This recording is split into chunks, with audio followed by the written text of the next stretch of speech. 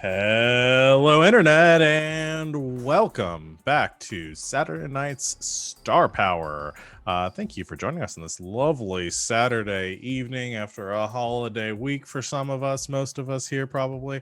Thanks for joining us. We're here to play Over Arms, which is a game by Rookie Jet Studios with some JoJo flavor. We'll get into that in a second. Before we get started, though, and I let these fine folk introduce themselves, you just watched our promo video with all the stuff that we've got going on here at GGK throughout the week. Our next stream after this one, if you'd like what you see here today, you want to join us for more tabletop RPGs. Tomorrow, that is Sunday, we will have the next installment of Slang 101, a Monster of the Week game that Savannah has been running for some time now. And we just hit our 40th episode. So join us tomorrow at 4 o'clock for that right here. We've got other shows going on throughout the week. Most of their schedule is the same. If you're watching us live on Twitch, you can scroll down below our faces and see all of the shows that we've got currently on our schedule. If you're watching us in the future at some time on YouTube, head over to Twitch page and you can see whatever we've got going on at this point. One of the out of the ordinary things we've got going on this week is the session 0 for Elegant Suffering on Thursday. We'll be coming up with some new characters, talking about a new setting, all sorts of fun stuff as we go into our season 2 of Elegant Suffering. So if you liked what you saw last time, which who wouldn't, definitely join us for that later this week. I'm going to stop talking for a second and let these people introduce themselves, talk about who they're playing tonight and what they've got going on, starting with Savannah. It's me. Hello. I am Savvy. I'm at Savvy Seaworth on the internets. I am here most often when this channel is live, most days of the week. I also exist for the next 3 weeks or so on twitch.tv/encounter roleplay. On Monday nights playing D&D, and then on Wednesday evenings running a game of iHunt. So you can hang out with me basically every day on the internet. And if I'm not here, then I'm on Twitter. But yeah, tonight I am playing Piper, the aspiring pop star and general troublemaker. And I also voice Vespa, Vivi's anima. Hey everybody, I'm RJ, but you can catch me at RJS282 on Twitter and Twitch. Tonight I'll be playing Feng, whose guardian is Black Tortoise, and also I'll be voicing Omega. I'm lagging, aren't I? Gosh darn it. A little bit. 1 I second. can hear you. That's good. Hi, my body will soon catch up with my voice. There we go. I'm Christina Sid. You can find me on the Twitters at a Greek Sid. This evening I am playing Penny. Her anima is a magician, and it's Omega. And I also play I play Vega, who is Savvy's person. Hey everybody, I'm Wings, also known as Danae Keener. You can find me at DanaeKeener.com. I'm going to be playing as Vivi tonight, and her anima is an assassin named Vespa, and I'm going to be playing as Tortoise, who is Feng's anima. Hell yeah. And I am Sean at the Kraken King on Twitter. I'll be playing everyone else because I am running this game. And you can check out my whole schedule on my Twitter, pinned there. It's pretty much when we're live here. I'm here. So, you guys ready to get started? All right. So we're gonna do a recap for last time. If you're watching this on VOD, or even if you're watching this and haven't watched the YouTube from last time, or have watched the YouTube and wondered what happened at the end there, we had a little bit of a technical issue where the recording got borked, and the last 15 minutes of the episode is lost to all time.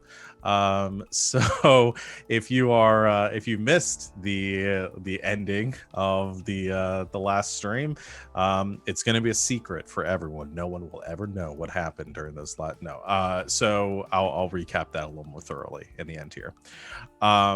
Last time on Saturday Night's Star Power, your crew have successfully infiltrated or begun to successfully infiltrate a group of anima users stationed here in Miami called the System, led by a man named David Constantine, a philanthropic multi-millionaire who works to provide anima users with the resources and finances that they need, and ask only in return that they do some jobs for him from time to time. You met the other members of the System, some of them being friendly to you, some of them not being so friendly, and Mr. Constantine gave you a job as part of your initiation into the System. He asked you to find an item, which he provided to you on a Polaroid, a scroll with ruins and writing in an unfamiliar language. Told you to find this and deliver it to him. And if you did, you would be officially initiated into the System. You took this task and you were given the mentorship of Sally, with her anima Mars, to sort of help you a little bit and provide you some guidance if you might need it.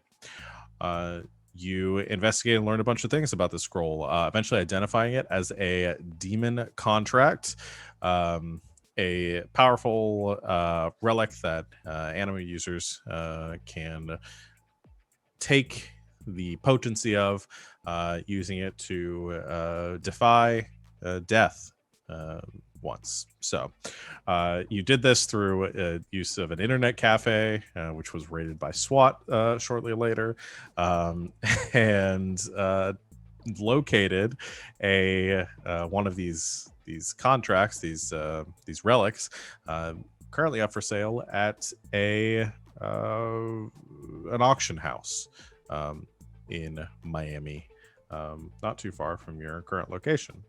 You decided to infiltrate this auction house by having Piper pose as herself and act interested in purchasing some of the items up for bid. The rest of you being there as her assistants and other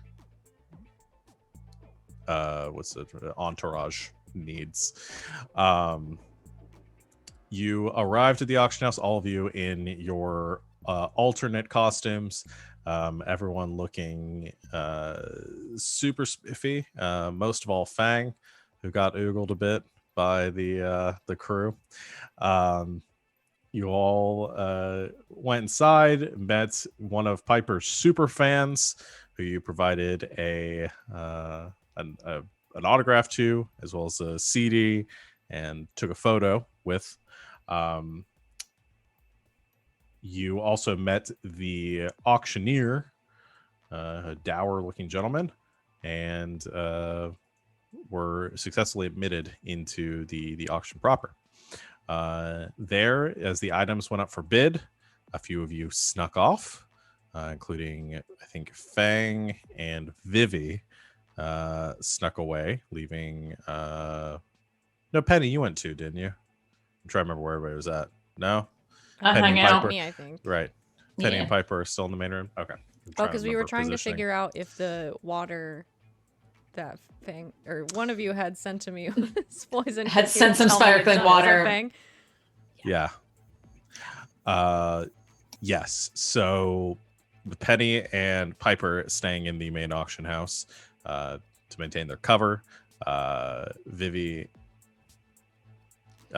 and getting a face from Penny. I believe I ran in at the very end. That's but right, I you rolled did. initiative really crappy. So everything was did. done by the time I walked in. Vivi and Feng went to infiltrate the back of the house.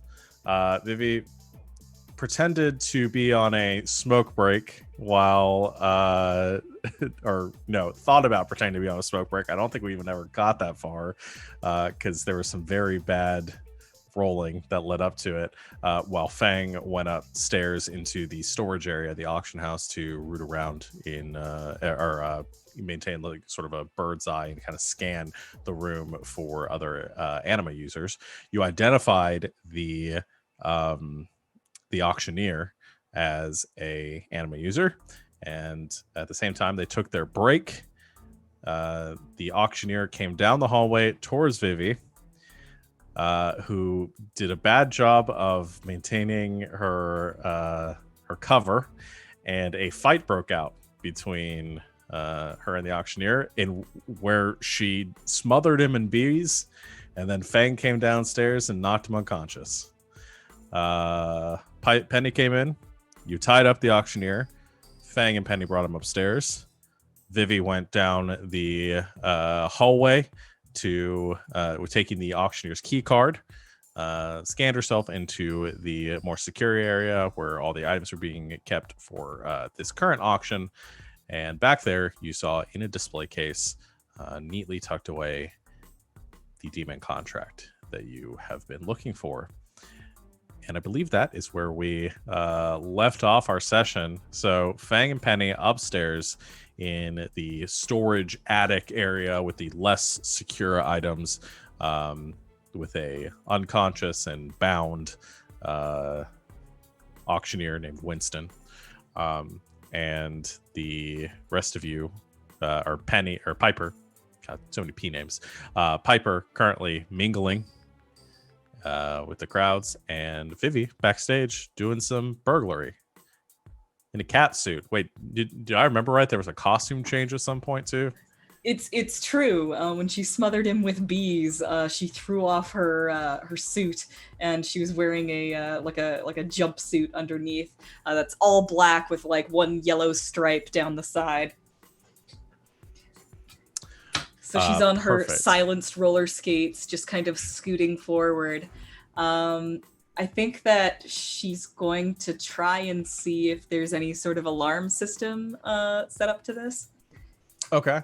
Why don't you go ahead and roll me intelligence?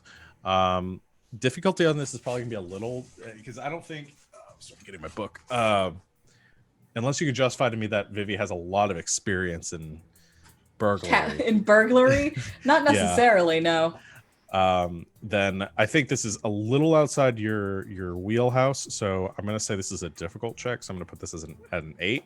Are you using Vespa in any way? Nope, she's just gonna do this herself. Okay.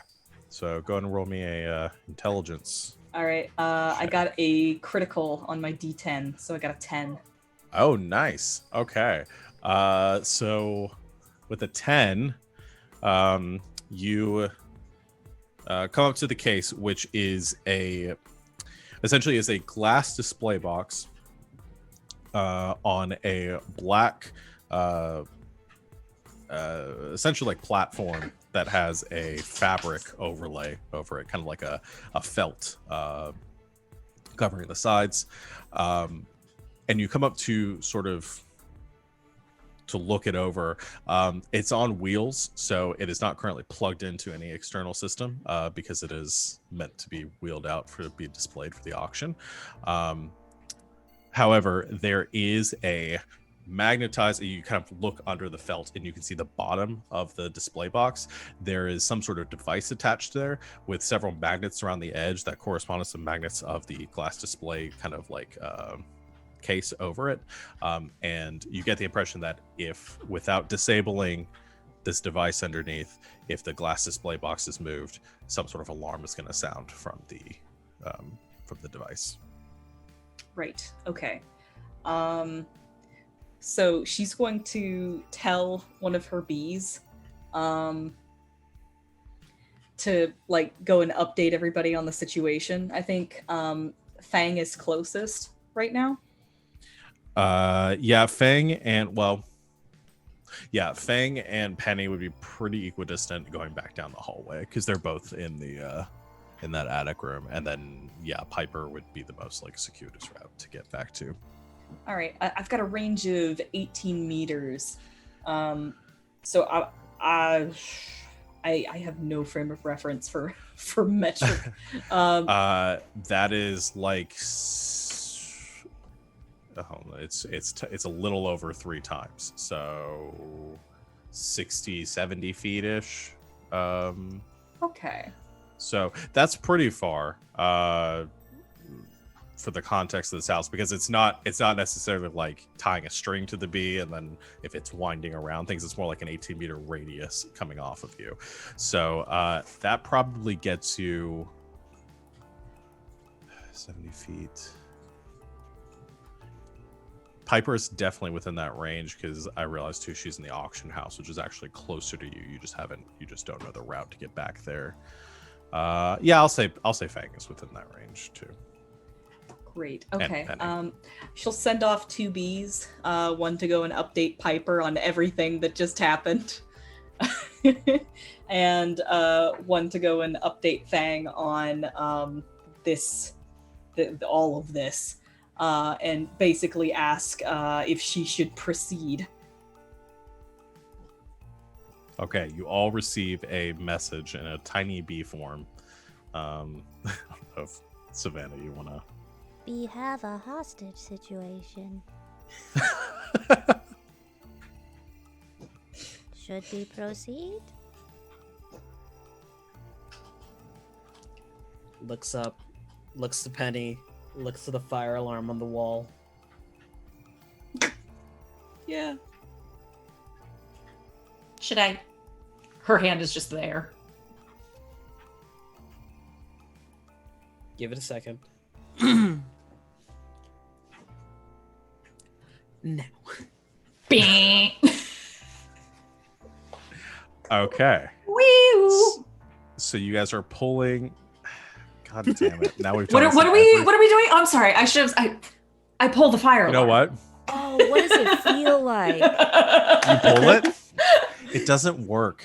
This building's not up to code. The fire alarm is not. No, it does work. Just opens up the Totally trophy stash responsible. to the guy. OSHA would have a field day with you. In like the Community episode, you like pull it and it just like comes off the wall, Yes. and you just look at it and you look down at the auctioneer who looks up at you and Just there's just the shrugs. cheapest like, I won't say anything if you don't say anything. Put it back, and the two just walk away. Exactly. Oh my Nope. god. Fine. And that's when you figured out the auctioneer looks just like Moby. No, you okay, you pull the fire alarm. Fuck. Every time. This is why I go back to running fantasy games. There's no fire alarms, and We gotta You have can a we set gotta your get a arson fire in alarm peace and t-shirt. quiet. We need a fire alarm t-shirt. yeah. Okay, you pull the fire alarm. The alarm starts going off. Those of you upstairs in the this storage area can look out and see where Piper is currently mingling. Piper, you're standing around a bunch of adults that haven't done a fire drill in over 20 years on average. And everyone just sort of freezes and kind of looks around, and no one's like moving at first because they're waiting to see if somebody else, and somebody's like, is that a fire alarm? I'm sorry, that's a fire alarm, and I'm going to need you all to move so you're not responsible for killing a pop star. Okay, let's go. Go to roll a make a charisma roll for me. I don't think the difficulty is going to be too high because there is no alarm going off. 11. That's more than enough. Yeah, you do that, and at that moment, what did I say her name was? Allison, or was it Amber? I I think think it it was was Allison. Allison. It was Allison, yeah. Allison. You sounds start right. writing down my NPC names. Allison, who hears this, and as she's standing near the edge of the room, like that hits her harder than anyone else, and she's suddenly moving through the crowd and be like, everyone needs to get out now in an orderly fashion. please make your way to the nearest exit at the front of the building. And she begins to shout out. She heads over to you, Piper, and she's like, you come with me. I'll help you outside. Thank you so much, sweetie. You also notice Piper, as the alarm is going off, some figures that were sitting at the edges and like the back corners of the auction house.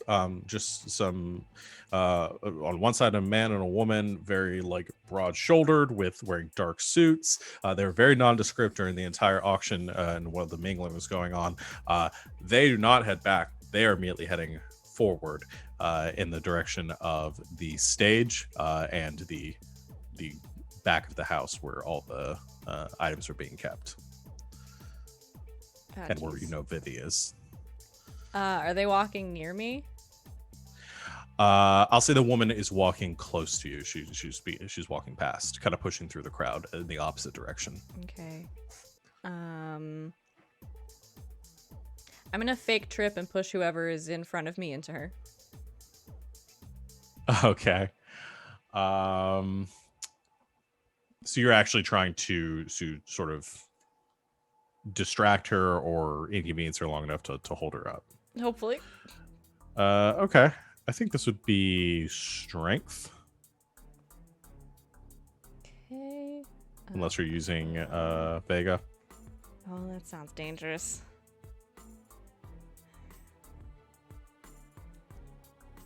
No.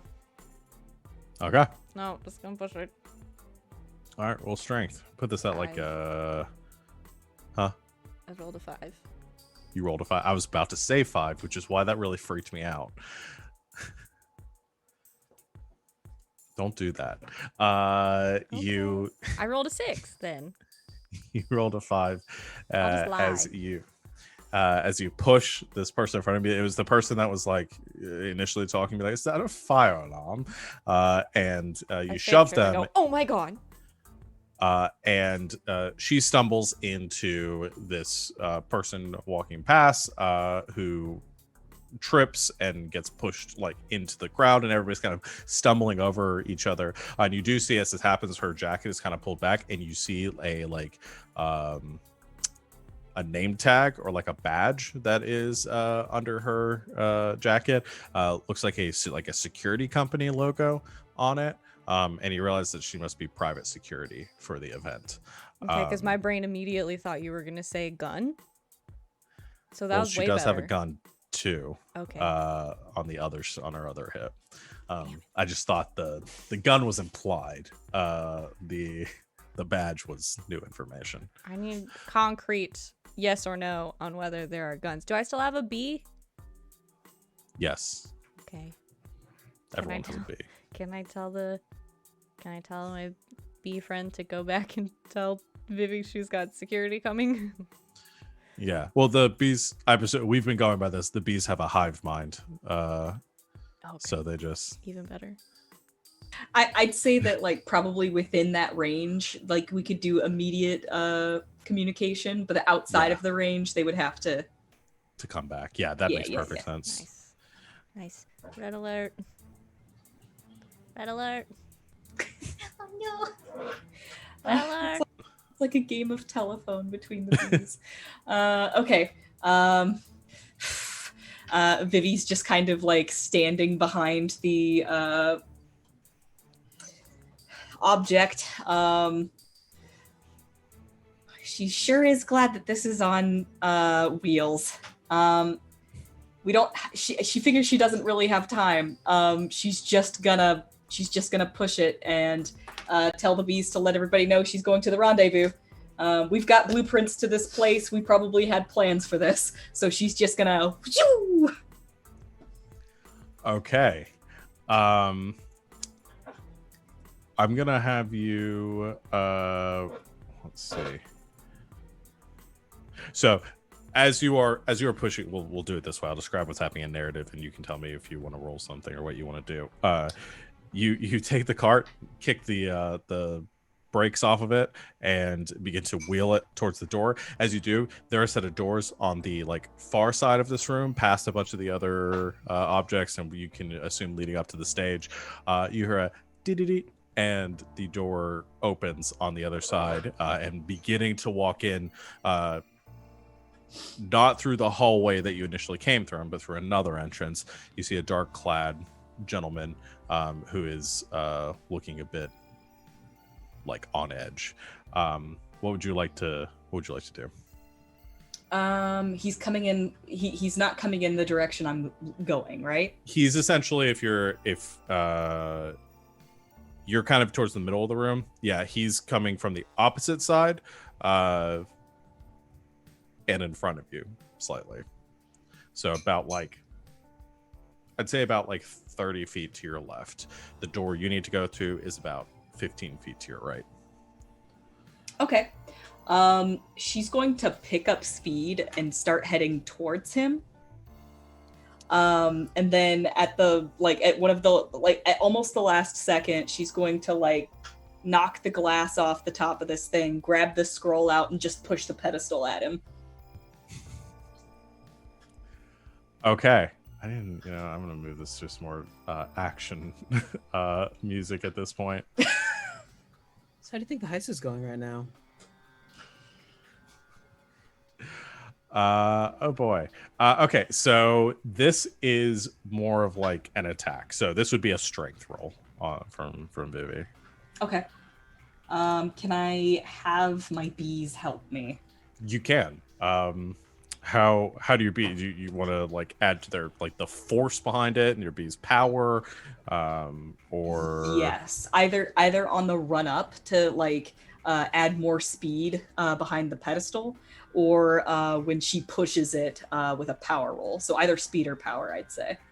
I'll let you do either one of those. Okay. Rolling. That's a 14. That's very good. Okay, so you go. Which did you roll, speed or power? I rolled speed. So the Speed. bees are basically speeding her along as she's getting ready to do the maneuver. So you go skating forward, pushing, and as you're gaining speed, suddenly there's like a whelm, like a rush behind you as this cloud of bees forms and starts pushing at your back, and to the point where like you don't really need to force anymore. To what's the word for? Keep wanting to say like pedal, but that's not it with roller skates. It's just skating, man. Just skate. Yeah, you begin to skate forward. Propel. Propel. That's a good one too. Forward. And as you pick up speed, the gentleman turns and he sees you and he begins to reach towards the gun, but you're going way too fast. And you rip the case off the top, kind of flipping it forward at him, grabbing the scroll, and your bees kind of break you for a second, forming these like clouds in front of you, which slow you down. But the cart continues to shoot forward, begins to give off this like ew, ew, ew, like very loud alert noise, and just bulldozes right into him, and he is thrown backwards against the door that he's just come through, which just like swings open. Do you keep running out the door? I'm gonna pivot and go out the way I was planning and try and get to the rendezvous. Okay, you do. So he is he is stunned and he is staggered at this point. You haven't like killed him with the cart, but he is like tangled up in it. The felt is like is punctured through it. The cart is on top of him. He's thrown against the door. The alarm's going off. The woman that you have kind of caught up in the crowd, Piper, is recovering a bit, and you hear another alarm undercutting the fire alarm from the direction the man went. She begins to push her way through the crowd even harder, as Vivi, you go beelining it towards the other door that you initially came through and down that hallway. So before we get to what I want Piper, or whatever Piper is doing, or whether you're just going along with Allison, Feng and Penny, you see the chaos beneath you, and you have a sort of bird's eye view of what's going on. What do you do? The only thing you can't see is what Vivi is doing right now. Feng's gonna offer his arm to Penny, and they will walk out the front door to the rendezvous spot. Okay. All right. As you are, as you two are beginning to walk out the door, you just hear some like groaning coming from Winston, the auctioneer, who like his eyes flutter open. He sees the two of you leading. And did you like bind his mouth or anything, or is he just okay? So it's just.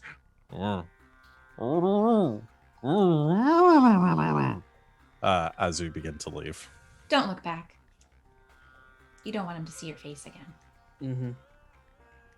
Oh, by the way, my parents bribed me too. Oh. You said that your parents bribe you so that you don't get mad that they're not around all the time, and that's what my parents do too. Yeah, I'm not mad that I'm not around all the time. I know it's for work. It's just perks, I guess. Yeah. That's what my mom usually says. She does it for us. But, I mean, I got this camera out of it. How strong is the flash on that? Top of the line. Gil motion his hand real quick. Over his shoulder towards Winston, just full bulb. Pew!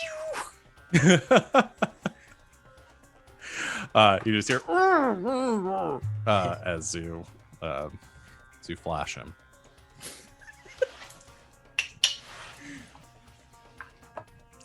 And the two of you head down the steps.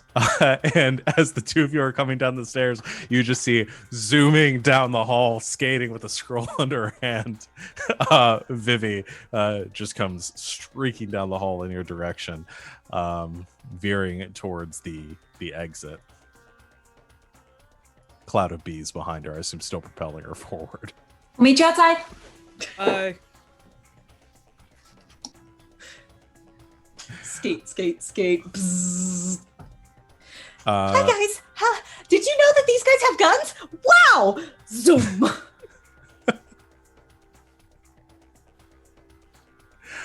And I think to finish off this, see, as you zoom out the door, having this conversation, you zoom back into the main lobby, and towards the exit. I think Piper, you just hear some cries of shock and surprise as you can see through the crowd a some sort of black and yellow bolt go crashing straight towards the doors and out the front entrance of the auction house.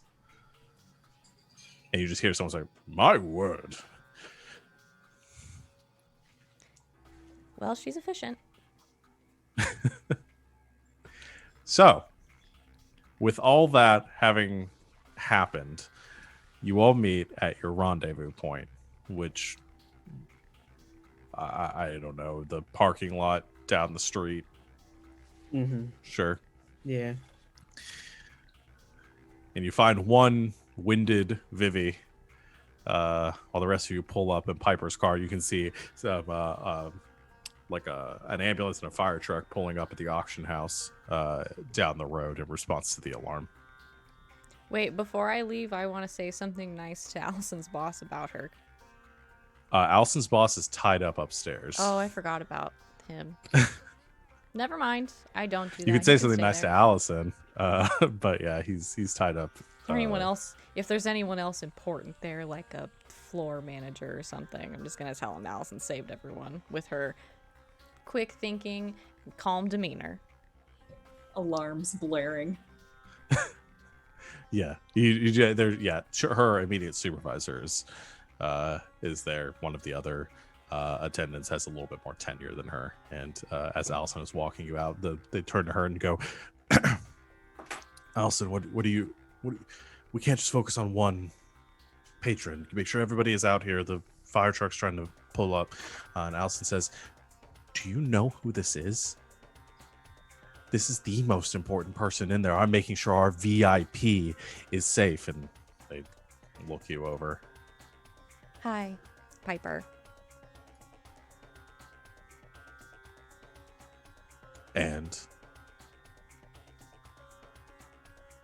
Okay. Well, if it makes you feel any better, as you can see around me, pretty much everyone else is already out of the building because Allison here took time and effort and, I don't know, maybe even put herself in danger in a burning building, may I say, which doesn't seem to have a lot of accessible fire exits or anything like that, to make sure that everybody got out here safely. So, she rules. She was super calm and super professional and is probably the reason no one died in your building. The guy just like looks you over and is like taken aback by this this fervent defense for Allison. She just stands up a bit straighter. And she goes, "Yeah, and I'm not working Friday." She's busy. I'm busy. Thank you. You're welcome. And you go running off after Feng and Penny. Okay, I have to go. It was so nice to see you, but I have your email. Okay, talk to you later. Bye. Okay, I can't wait to get the picture. And you leave. And smash cut to all of you meeting up with Vivi in a parking lot down the road with a scroll under her arm, wearing her black and yellow catsuit. And then I told him, she's not working Friday. She's busy. Nice. That's amazing. I've done crimes. I'm so proud of you, too. And also really glad you didn't get shot. Me too. That would suck a lot. Yeah, so turns out their security had guns. Yeah, I found out. Wait, you didn't get shot, did you? Oh, no, they didn't even get to, pull the gun. I just, saw it and I was like, oh, ho, ho. None of that, please. They had guns.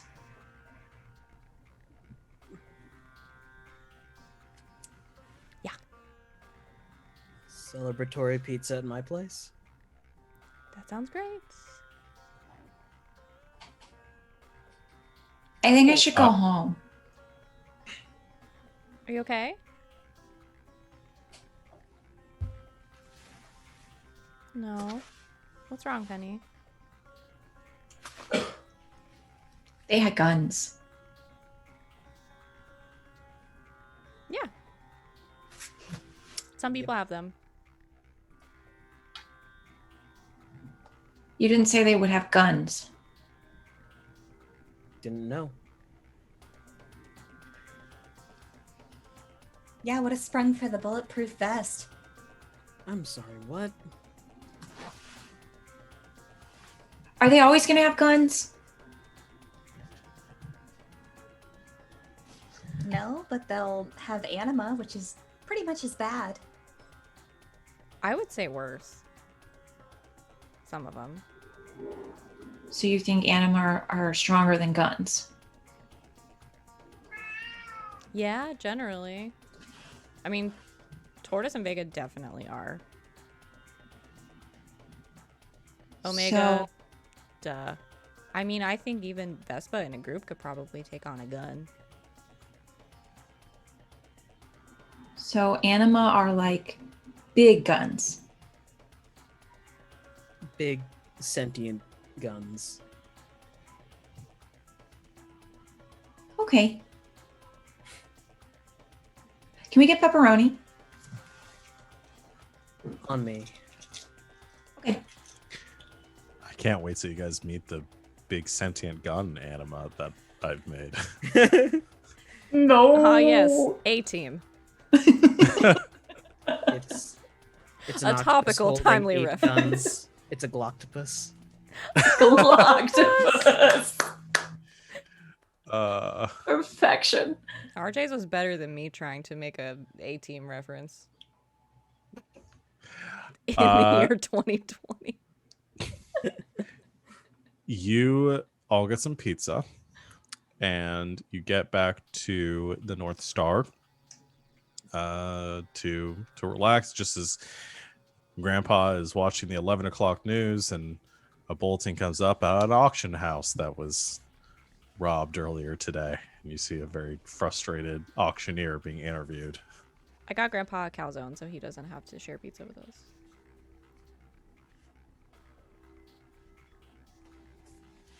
Wonderful. As you come in, Grandpa looks over all of you as you all look spiffy and maybe a little bit flustered, and just goes, "What have you all been up to?" Looks We stole over a at the scroll. TV. Prom? Oh, I thought we were gonna lie. Okay. You didn't tell me we were going to lie. No, it's okay. We didn't talk about it. It's fine. We'll talk about it next time. I think Okay. we're a little too old for prom. I don't know. Cotillion. I'm sorry. No, that's younger. Sorry, Feng. Did he say we stole a scroll at prom?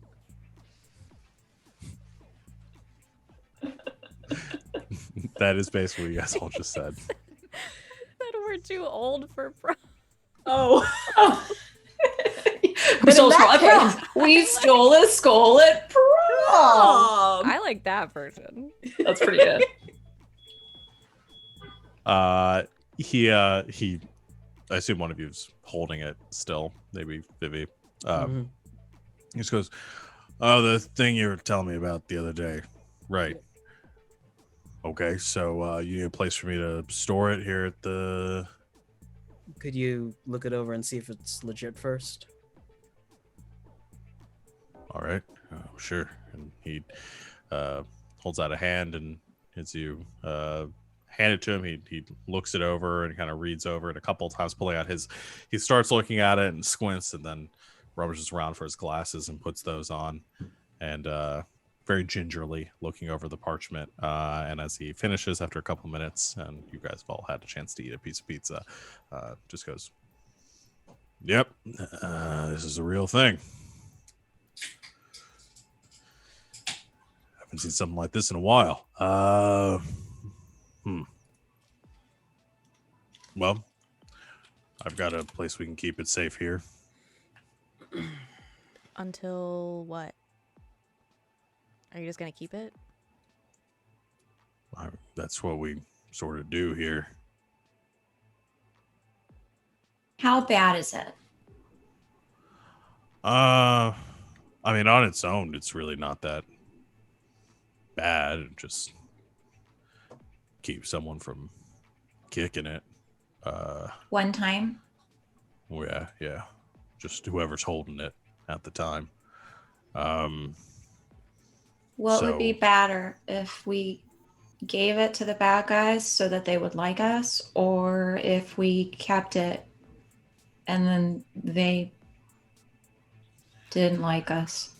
Well, because the Right, thing you're- is, like, we kind of already knew this was. I mean, we knew this was a test, right? So they could find out that we were like, okay, could like find the thing and do a good job, and then also that they could trust us.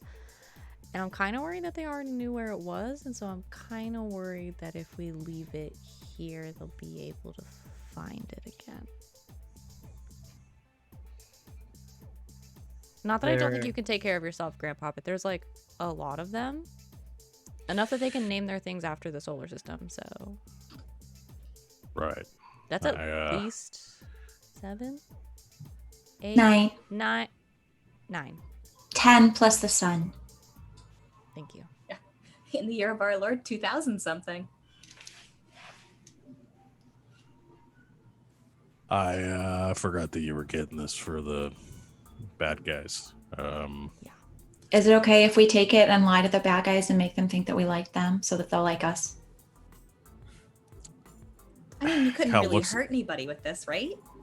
He puts his glasses away and rolls it up and says, "No, I mean, it's your call. It's your case and your job.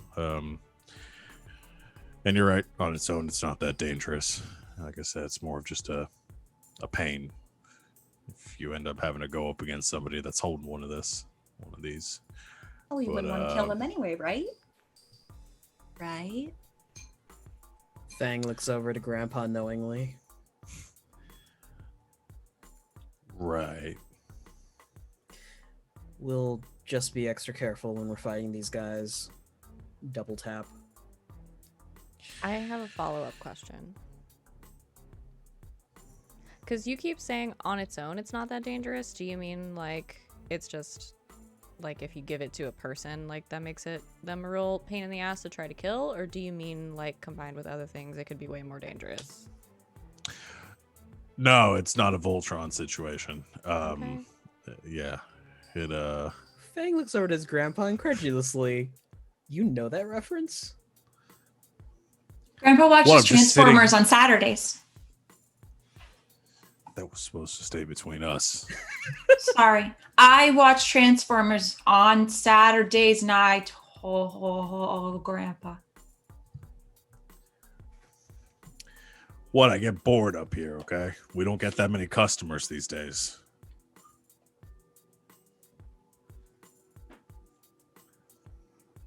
All right, yeah, keep the scroll, but no, it's not. You can't combine it with something else. I just meant that it's not going to do anything. It's not going to like summon a demon or something.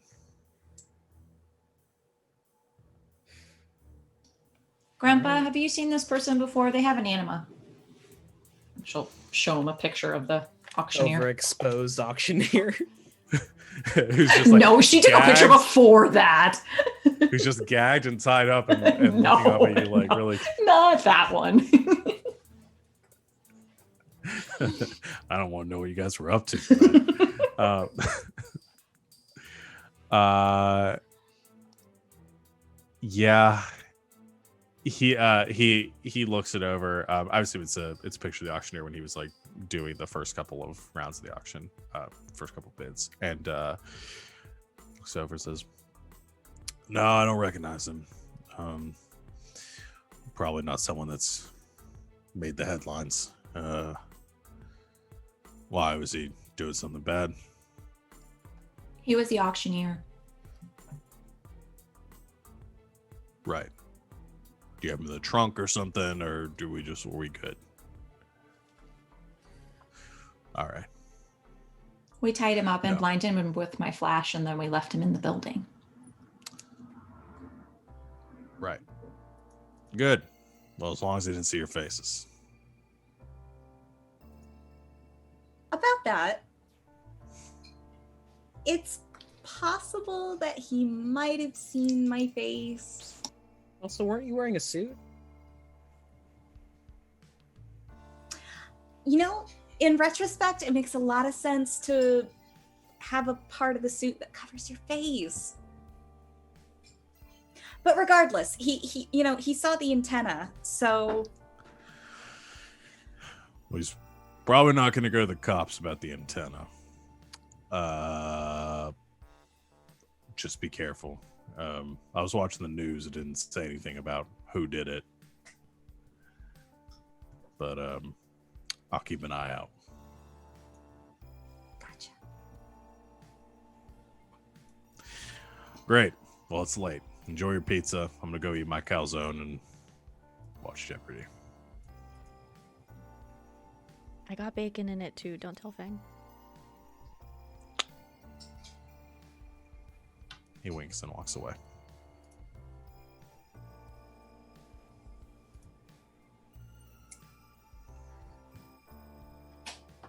Cheers to a heist accomplished, I guess. So, anything you guys, unless there's more to the scene, you guys want to talk about it some more. Is there anything else you want to do before calling Sally? Yeah, Feng and Piper sit around arguing about whether or not Thundercats or Voltron was better. Yep. Nerds. Vivi's gonna schedule her next job interview. At the auction right. house. Oh, that would be awkward. I knew this address looked familiar. Ooh. Seriously though, real quick, do we need to do something about the auctioneer, or like are we chill? Not technically doing anything bad per se. We're the ones who robbed him, so Okay. And honestly, I don't want to go back to a crime scene just to drag him out of a trunk. I mean, he doesn't think I did a crime, so this really isn't my problem, but you know, I get concerned. Don't worry, guys. I'll just live the rest of my life always looking over my shoulder. You mean you don't already? Sorry, that was a dark joke. Was it a joke? It's more pizza.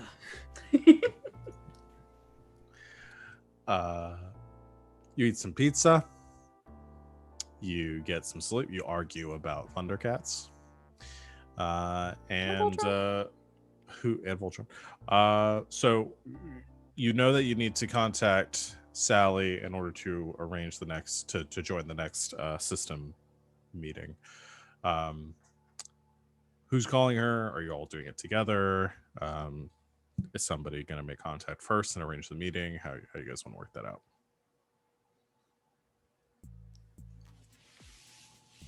Piper, you should call her because she likes you. Do you think she likes me, or just like likes me? That's not what you meant.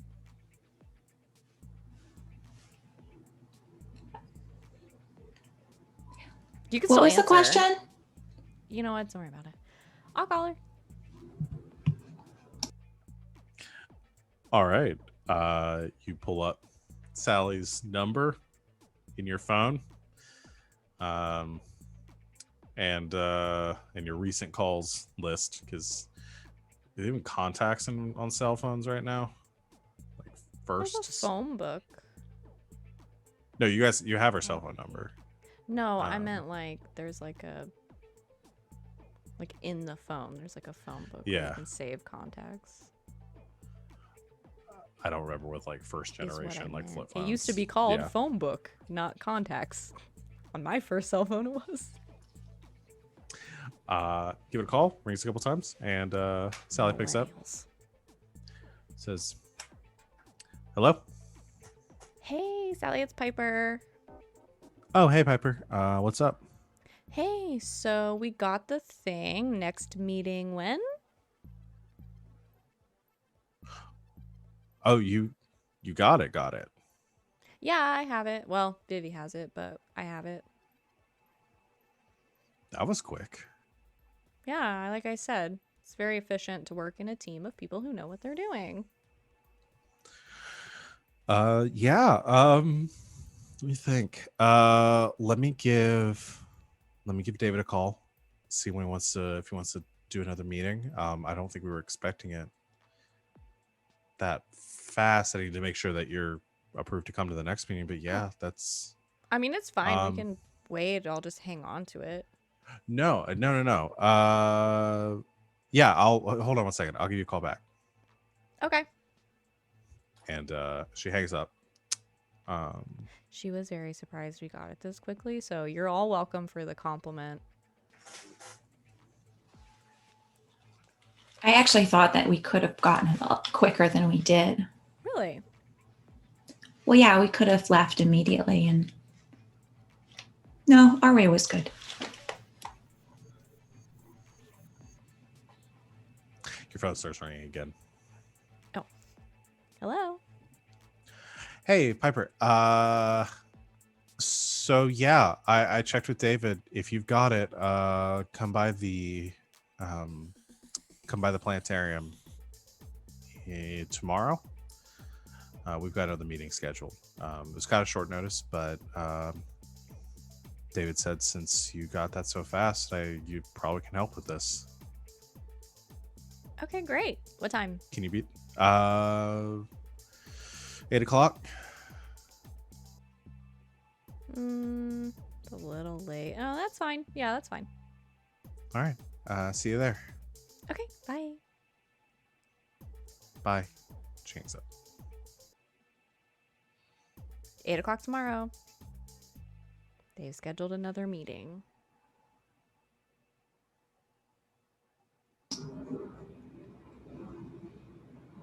What do we do till then?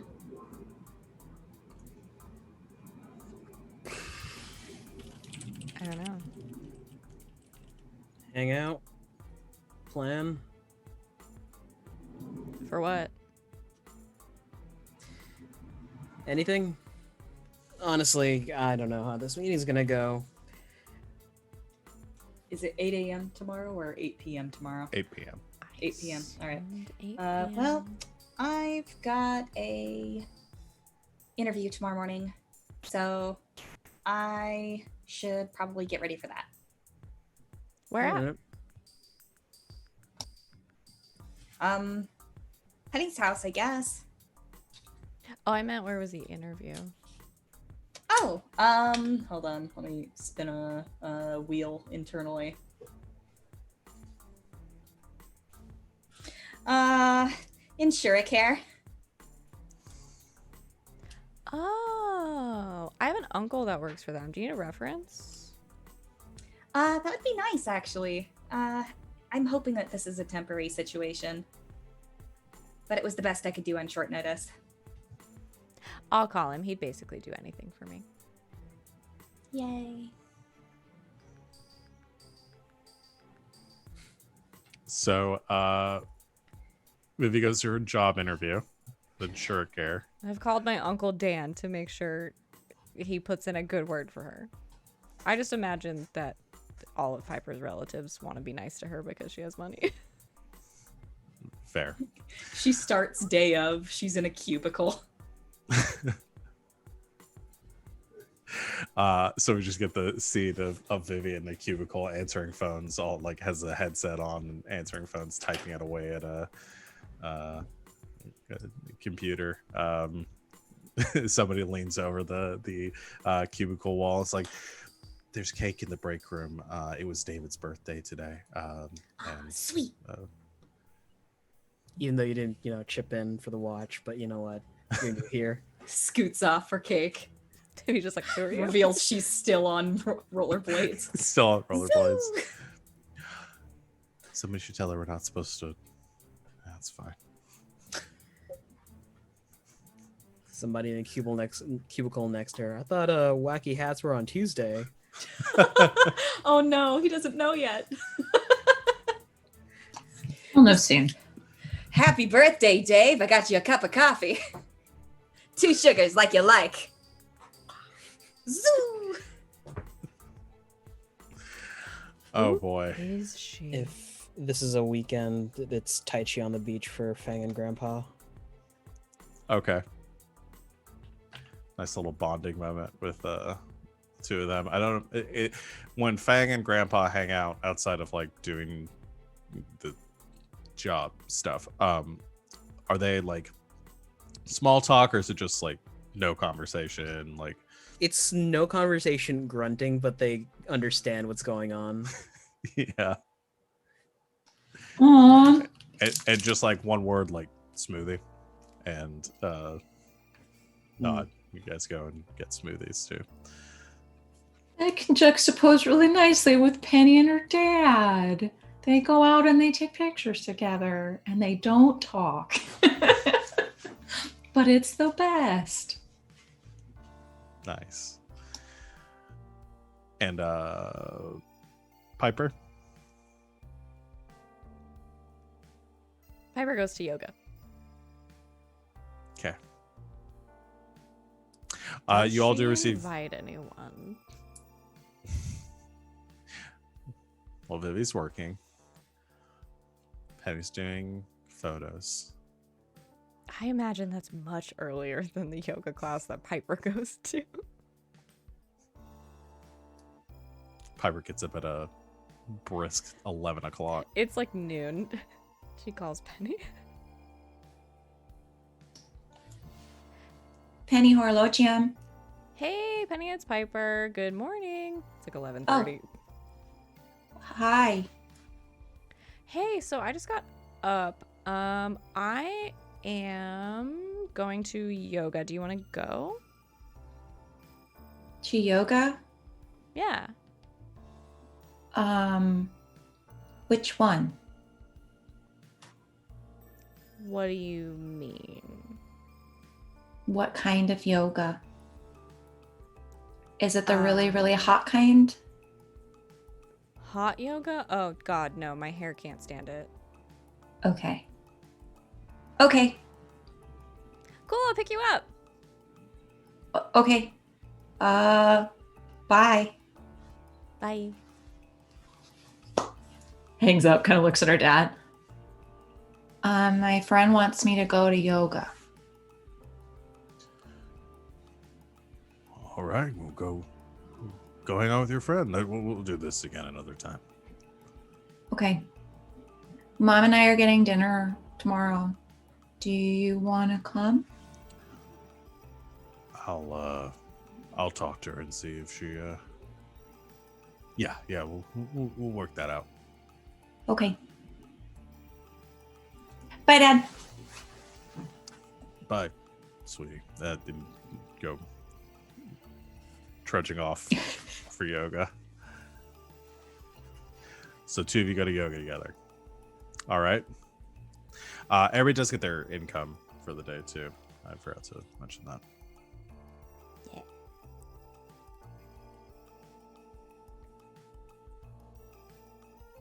It's Piper's fault. Penny's here. She's trying to be nice to her. She has workout clothes. She even has a yoga mat. You're surprised. So day passes. You all do some work, do some yoga, do some tai chi. You all meet up at the planetarium after the day's done, or do you want to do something else first?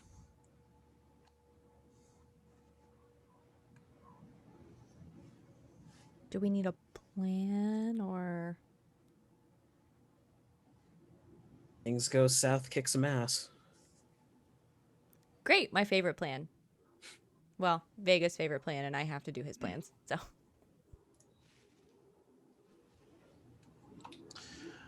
All right. You all meet up after. Vivi showing up after a long day of work. Penny and Piper rejuvenated after yoga. She shows up like loosening her tie, carrying a briefcase. Feng's working on the second half of his smoothie. How did it go? Dan said your interview was great. Oh, it went. Did you get the job? Oh, yeah. I've been at work all day. Oh, I guess that explains the briefcase. It must have been really good then. Yeah. The 401k isn't great, though. I don't think I'll stick around. The what? You know, business words. Oh, right. Where You the are really company good at puts those. Money into your account after a while. Why would you have to wait a while? It's like a payout sort of. Just Our instructor can do this pose with just one arm. Oh, Penny with me to yoga today. She spent about half the time doing yoga, so that was good. And there's some good pictures of me in there, if I'm being totally honest. This one's pretty cool. I imagine Look you're at having me. this conversation as you are walking up to the front doors of the planetarium, and the doors open as you approach with Sally leaning out. She says, "Hey guys, come on in."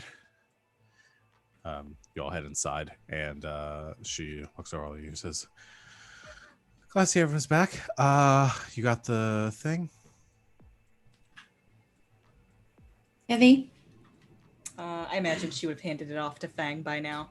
He's Feng probably had got it in just like a scroll pats case. his sweater. Oh, it's either imagining that, or she pulls out of her briefcase, having had it in her briefcase all day at work. I like that a Oh, lot that's better. great.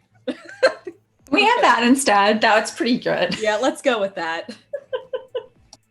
Imagine there was some conversation where you need to get like a pen out of your briefcase, and during a meeting, and somebody Just a behind you scroll bubbles out.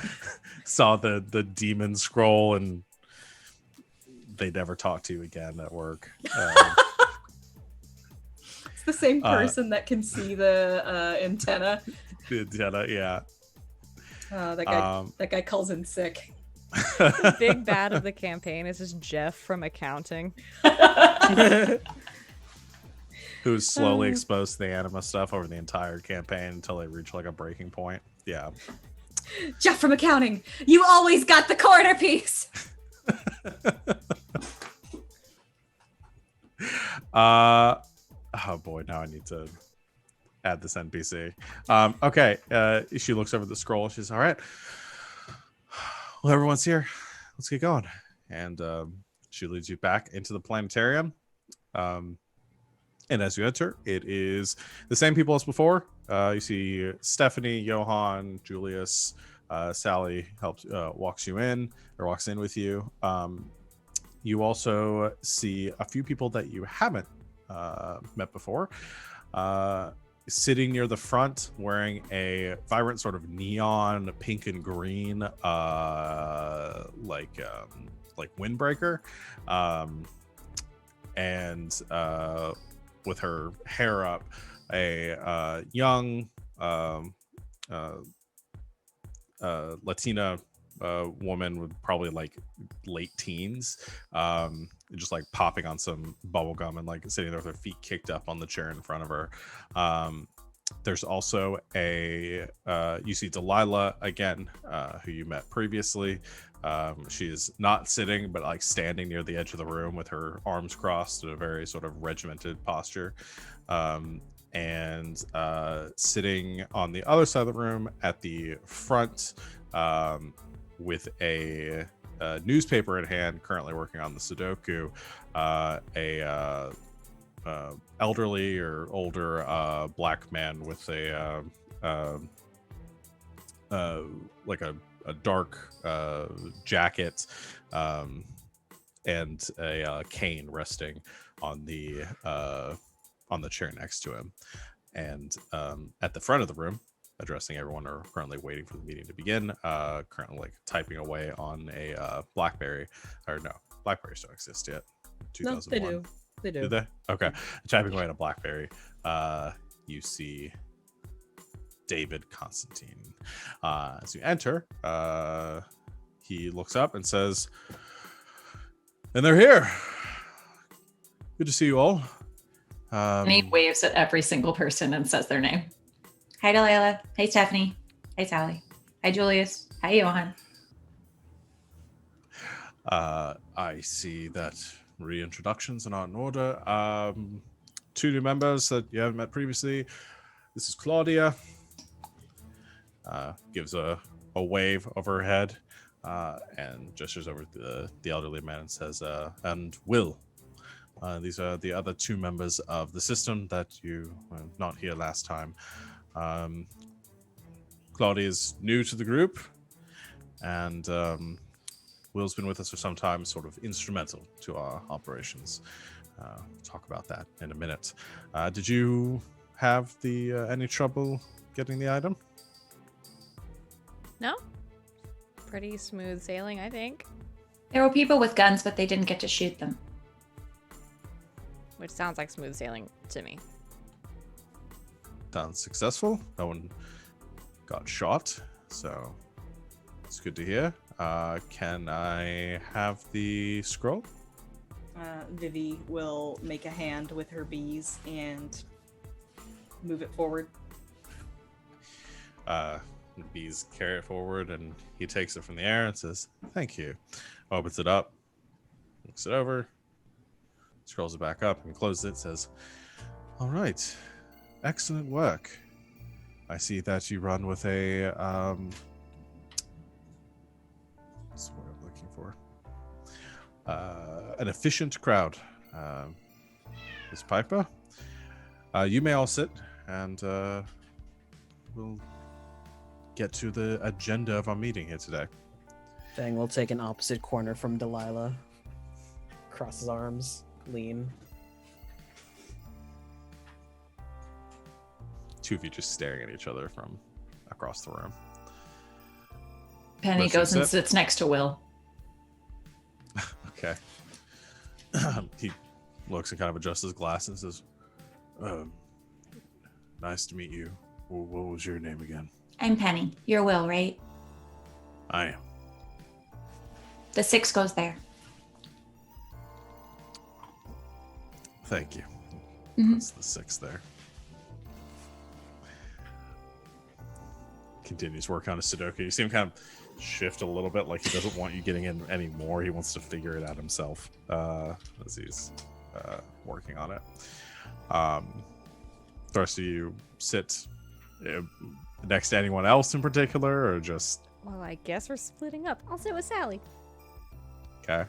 Maybe you'll go sit next to Claudia. Okay.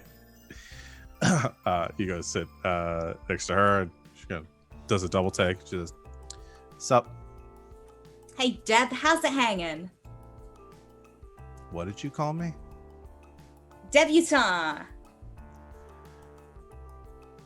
Right. Kind of shifts over a little bit. It's the antenna? Helen Kane, nice to meet you. Claudia. She'll. Does she shake hands with her? She does. Okay, awesome. She'll sit next to her, just like, yay. Right. Nice to meet you. Another weirdo. Starts working on her, kind of looking down at her phone, trying to distract herself from Vivi's sort of oppressive personality. As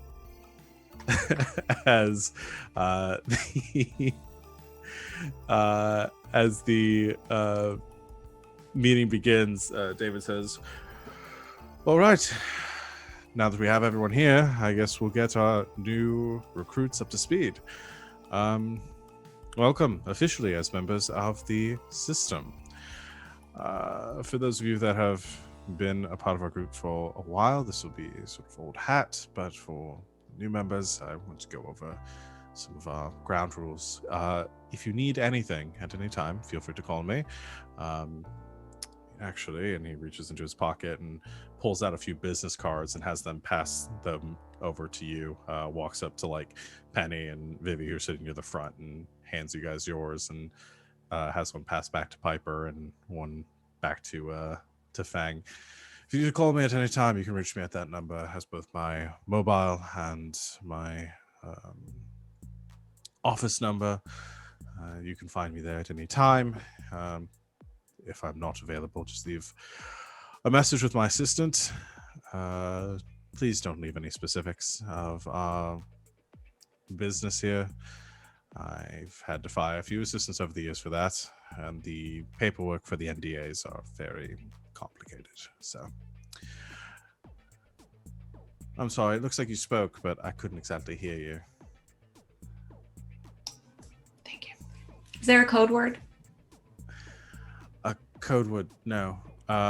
Just give her your name, and if I'm not available at the moment, I will call you back. I will remember all of you, of course. What if she asks you what it's in regard to?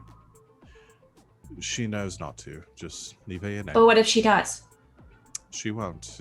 I pay her a lot of money to ask the right questions. I think you should come up with a code word. But that's just my opinion. Thank you, Penny. I will keep that in mind. So, now that we have that out of the way,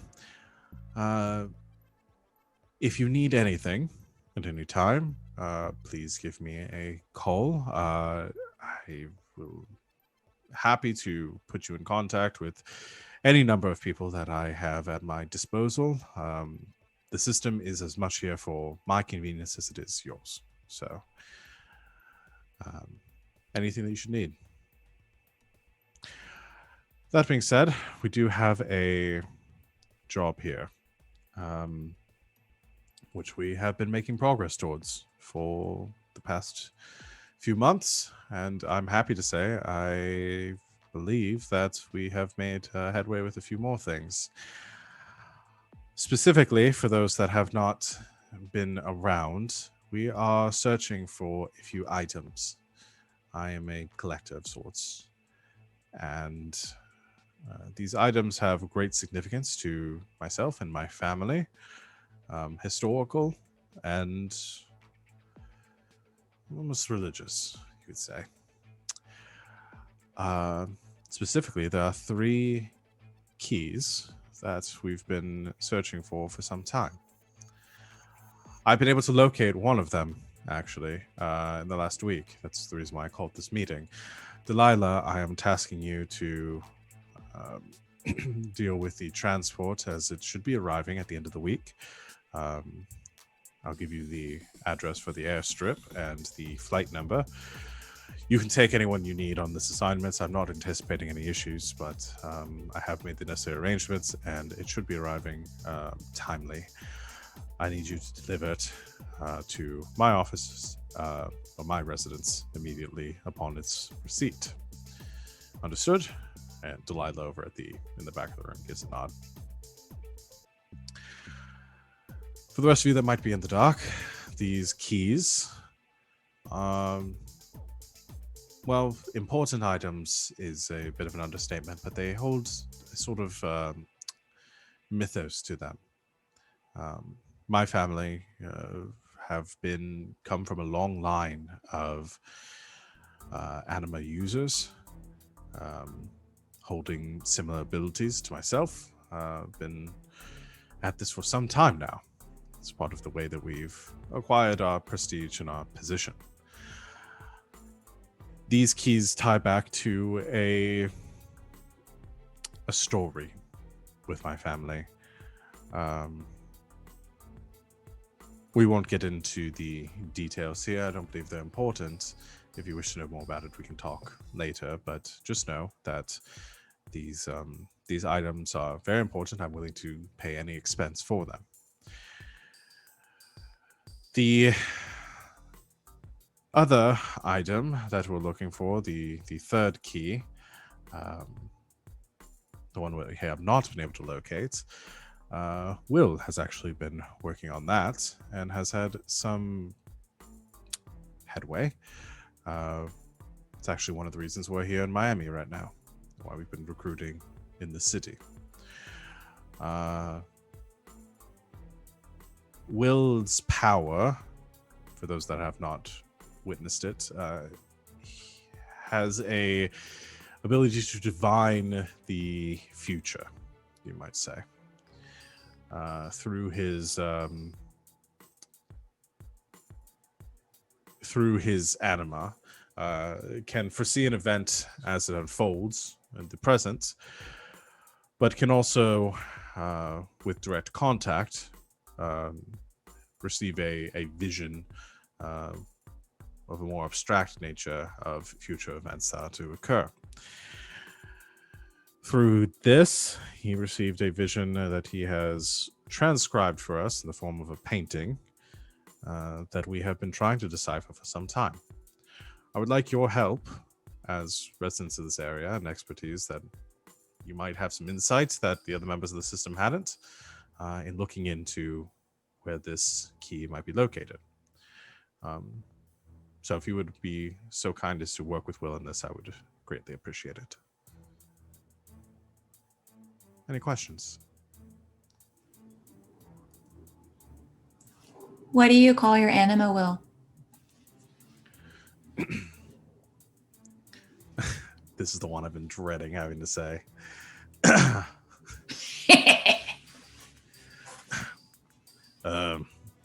Uranus.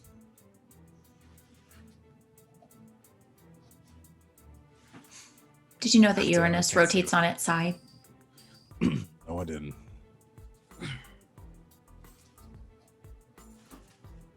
People think it was knocked on its side by a very large meteor, and it just continued to rotate in that fashion. Interesting.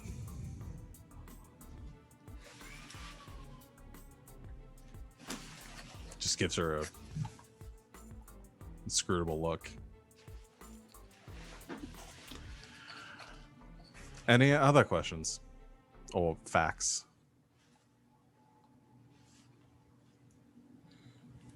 Where's this painting held? Oh, I have a copy of it, or the original, at my estate, but I can provide you with a, well, here, and he hits a few buttons on the terminal that he's standing by at the center of the planetarium, and one of the projectors comes up, and he pulls up a photo. And you see is a actually rather well done painting, but sort of an abstract in its nature. You see a painting with a silver key being carried across a sandy shore on a turtle's back. And you see a depiction of a night sky above it with the North Star clearly displayed. Hmm.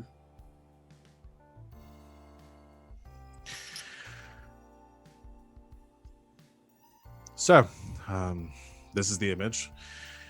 Will's predictions or the prophecies become more clear the closer we are to the location and the time. And, well, he had this vision in the city, which leads us to believe that this key is currently located here. We've continued to check using his anima's ability and have confirmed that nothing has changed thus far. So I have tasked currently Stephanie, Sally, and Claudia with investigating this vision. I will put you on this as well. Delilah and Johan will be assigned to escorting this, picking up this package from the airport and delivering to me this our new find. Once we have located the third key, then I will unveil the next stage of our plan here. Yes. So you're not really gonna tell us what their keys to? I can give some details, but not many. I prefer to keep some of this. It's a secret that my family has held for some time. Well, I mean, they're obviously not literal keys, so it would probably help us figure out what we were looking for. Just saying. They're as close to keys as you can get, presumably. They function the same way. The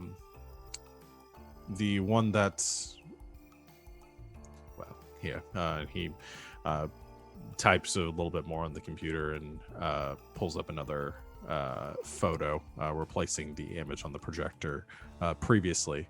And you see in a display case an image of a essentially looks like a small golden pyramid with like transcriptions and like rune work inlaid around the edges. He says, "This is the one I currently have in my possession, and my family has carried for a few thousand years. The other two match this by all reports, except comprised of different substance. One made of silver, one made of bronze. The bronze one is the one that I recently located through my ties in the Middle East. The silver one is the one we believe is in the city somewhere." So it's a As far as- pyramid? Yes. So, like I said, definitely doesn't look like a literal key. Right. The keys themselves, as to what they open and the purpose, well, it's a bit of a legend, so its veracity is not exactly confirmed. But they are rumored to open up a doorway to a parallel realm, you might say. Very specific location within this parallel realm. You mean the Mirage? Yes, it's a part. You're familiar with the Mirage, then? Penny reads like a lot. Interesting.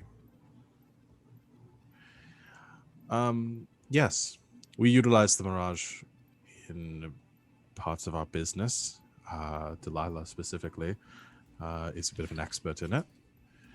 Gestures to her across the room, but she doesn't really react. There is a very specific doorway located within the Mirage that these keys are legend to open. Where does it go? It's not so much where it goes as who is behind it. Who's behind it? That, I'm afraid, is a story for another time.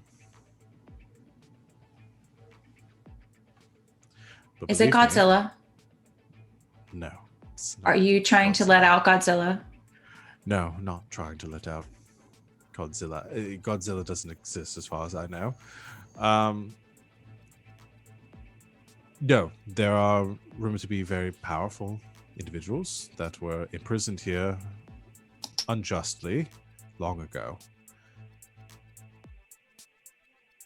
And my family has been keeping the key in hopes of releasing them.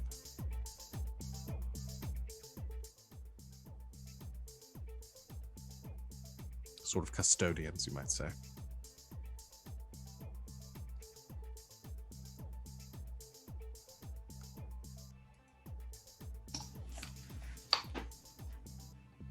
As long as you promise that it's not Godzilla. I can promise you it's not Godzilla. Is he lying? Okay, Rex. You want to roll an intelligence check for me? Yes, I do. Vivi's just like nodding very earnestly, and then she leans over to Claudia. Who's Godzilla? 12. Claudia looks back at you and she says, I have no idea.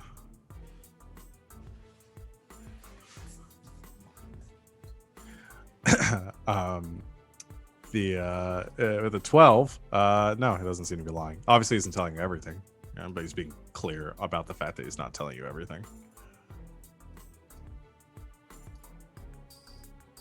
Okay. Right. Any more questions not related to Godzilla?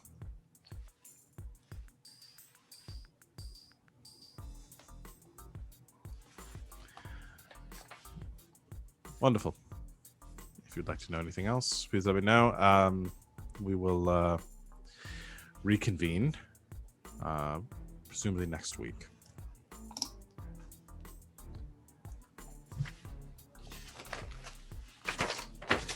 Meeting adjourned. You're free to socialize.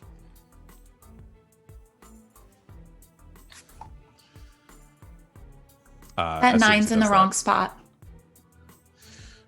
You know, part of the enjoyment of doing this puzzle is doing it yourself. But what fun is it if you put a number in the wrong spot and you get stuck? Well, when you make mistakes, then you fix them. There's a reason I do this in pencil, not pen. That makes sense. You're very good at painting. Thank you. Feng's gonna head over to where Piper and Sally are and just lean down and say loud enough, hey, I gotta get back to work, but I'll catch up with you guys later. Okay. Bye. Sally waves. Says, good to see you. Yeah, I'll come by later. Sally turns to you, Piper, and says, so, what do you think? I mean, it sounds kind of crazy. Yeah, David's got that sort of vibe, but no, he's legit. He's just been doing this for a while and like got that whole like ancestral duty or something like that. Yeah. Yeah, he totally seems like that kind of guy. Like, he could say something like, oh, these 3 pyramids are magic keys that open a door in a parallel realm, and you would totally believe him, like instantly. Mhm. But I mean, like I said, he kind of does stuff for us too. So, um, Yeah. well, I guess at this point we're kind of on the same. You know everything we know. Stephanie, who you see Claudia kind of looking at Stephanie as that already like immediately left the room as soon as the meeting was adjourned. She says, has been sort of useless with all of this. She says she's looking in on it herself. So right now I'm kind of showing Claudia the ropes, and she looks down to where Claudia and Vivi are still talking and trying to figure out who Godzilla is, and says, and that's been slow going. So I'm excited to have you guys on the team. Yeah, we're really excited. Just gonna kind of get a feel for everything. I mean, I haven't lived here as long as everybody else, but I mean, we know the city pretty well, so. Good. You have any ideas where anything about any clues about the painting? Did you try the aquarium? No. There was like a turtle, and they don't like, all the beaches are really crowded, so we don't like get a lot of like. Do they have turtles at the aquarium? Well, I don't know, but like the big turtles are usually sea turtles, right? And I don't know if we get those here, but I feel like they'd be on the beach, but there's like lots of people there, so aquarium, maybe? Maybe. Yeah, it's a good idea. I'll add that to the list. She takes out like a pad of paper and scratches something down. But yeah, that's kind of it's kind of our job right now, so we're just looking for this. So museums we've been looking a lot into. I've checked out most of the ones on the north side, kind of working my way down. Haven't found anything yet. Private art collections, collectors, that sort of thing. It's a lot of just calling around. Yeah. But luckily, if we can find whoever has it, David will pay anything to get it. So like that's, I actually wanted to ask you about that, because I feel like it, like, you know, David's obviously like really cool, but he's got his secrets or whatever, and I don't think he would tell me. It's like, what if you found it and like he offered to pay and they wouldn't give it to him? We're hoping that won't be the case, but probably at that point we'd just take it. Just like take it. Yeah, I mean, not like I'm not gonna kill somebody over like a key or something, but like, you know, I mean, we've got our abilities and stuff. Most people can't really stop us from just taking things. Have you ever killed anybody? No, I haven't. Pretty sure Delilah has. That wouldn't surprise me. No. But no, I haven't. I don't think Johan has. I'm not sure about the rest of them. Claudia's very new. She's kind of a little weird, but no, we try not to like hurt anyone that bad. So it's mostly just like Right. taking things that we need. Can I ask you another question? Sorry, it's just like I hear things, you know, like, Yeah, no, it's fine. it's like when you're like recruiting people, like, and obviously you're recruiting people, I'm pretty aware you didn't just approach me at, you know, the first time we were at the planetarium because you're a fan, whatever, it's fine. Like, what if they don't want to join? Is that fine? Like, is that just fine? I was just curious, because it's like, it's kind of, you know, like, it's a large group, it's kind of intimidating, like, it's not everybody's thing. Like, is that just like okay? Yeah, there's a process for it. So we've had that happen. It doesn't happen very often. I don't know many people. It's kind of rare that you come across as many people that have these kind of powers. But no, we're supposed to tell David and Delilah, and then I guess they give him like some hush money or something, not to mention anything, and that's it. Right. But you do think Delilah's killed people, right? Like that's unrelated though. Well, yeah, I mean, she was in the military, so I have to imagine that she did. Oh, you don't mean like recently.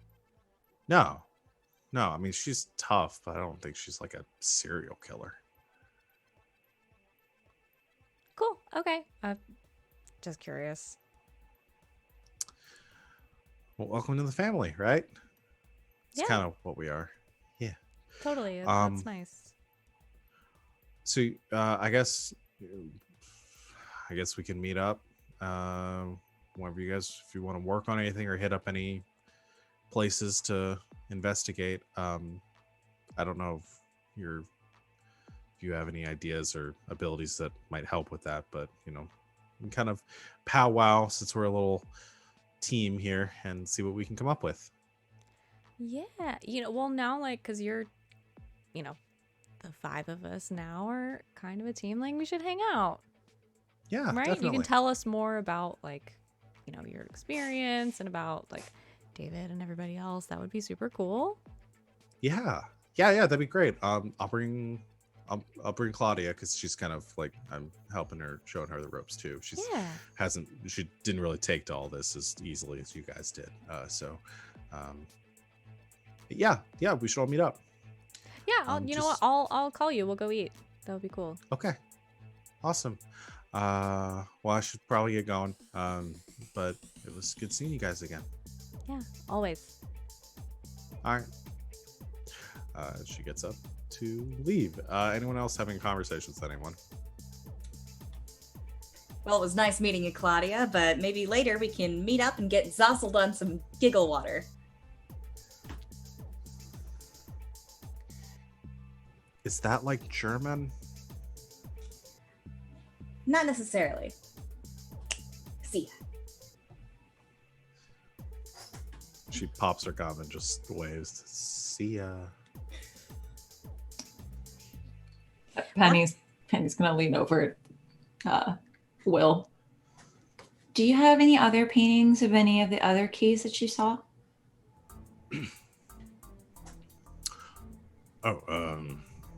Yeah, I helped with the last one. That, yeah.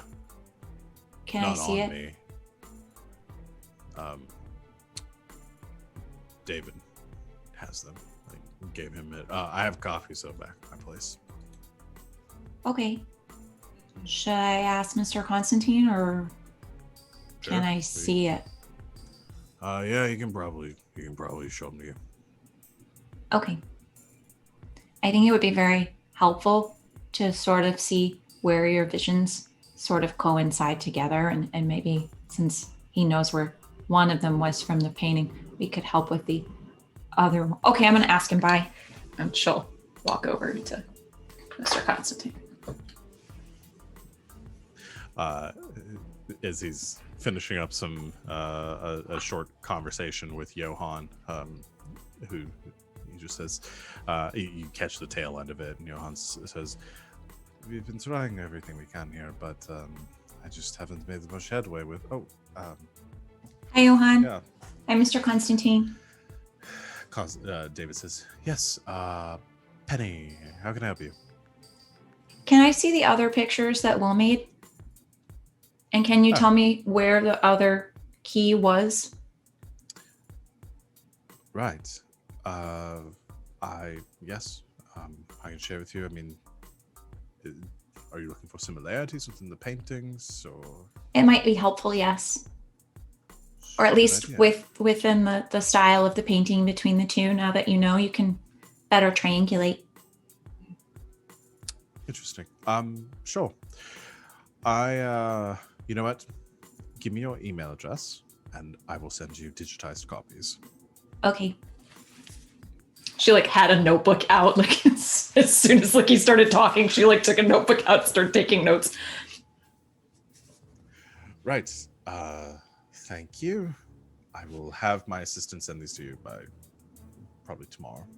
All right. The code word could be antiques. Okay. Thank you, Penny. Okay. She'll walk away. All right. Do you all leave? All right. And as Feng, I assume, made a beeline.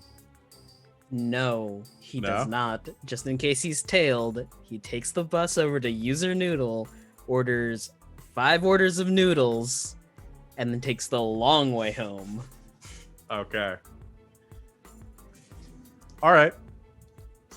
Take a very, very elaborate route.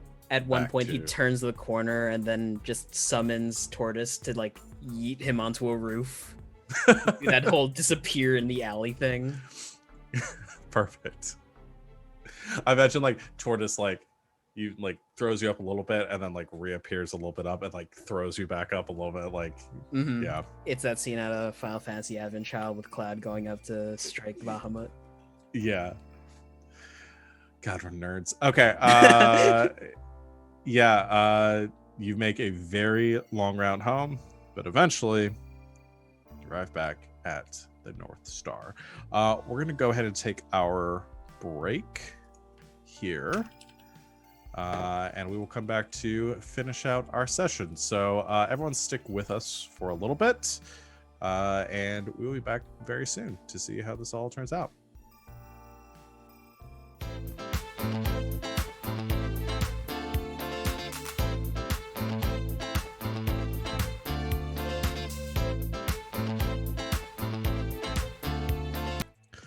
Welcome back, Internet.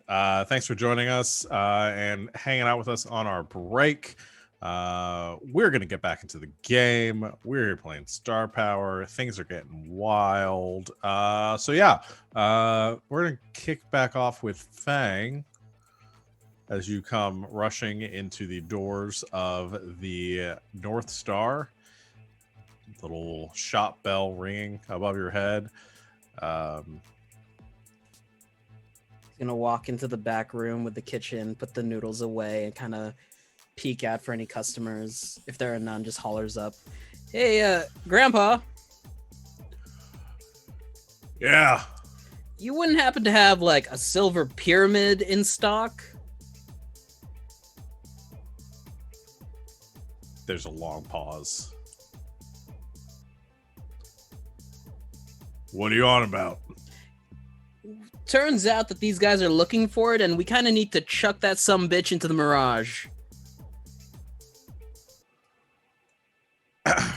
Hold on. And he comes staggering down the stairs. And who told you about that?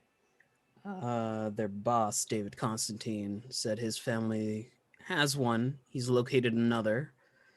And something gatekeeping guardians that were wrongly locked away. It kind of went over my head, but it's bad news.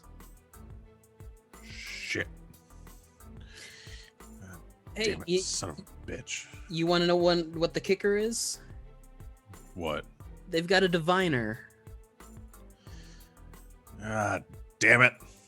It's not an approximation, but it's a hard guess. And by hard guess, I mean it's literally a painting of a tortoise with a silver key on its back underneath the North Star. And they haven't found us yet? Miami's a big city. Idiots. He turns around and said, swear they were smarter back when I was working. He heads towards the back of the shop and says, follow me. And he'll fall. In our defense, well, not really a defense, but technology has made us a lot more lazy. To our benefit, mind you. Yes, what I feel with all the newfangled cell phones and the internet. And back in my day, we just used to walk around. If somebody looked at you funny, you punched them. That was it. I mean, he's looking to do that now. Like, Yeah, but it's not as fun. hey, He stops. DC is a combat state, I think. Not DC. Where is it? Florida? No, I don't think Miami? it's Florida. I know that one of the states practices, you can literally call out someone, and if they agree, you can't get arrested for fist fighting them. Mutual combat. All right. The less thrilling sequel to Mortal Kombat. Mutual combat.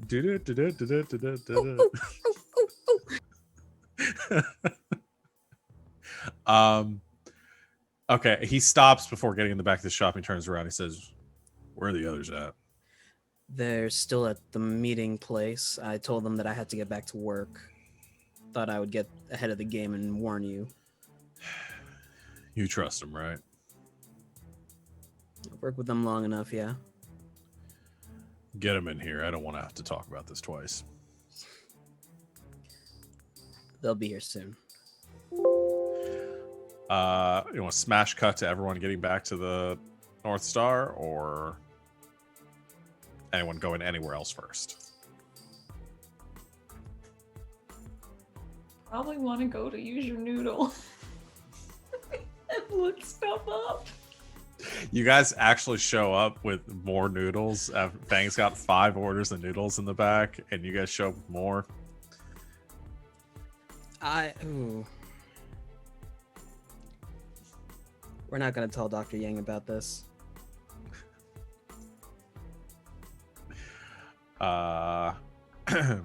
You hear for yelling in the back shop. Is that them? Yep.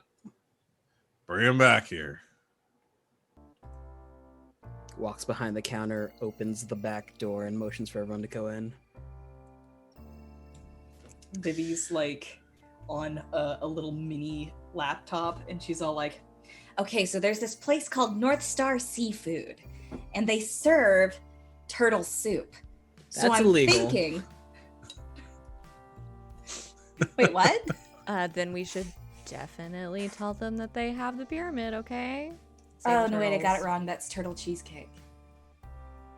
That's probably legal. This place is called the North Star. Wait, what?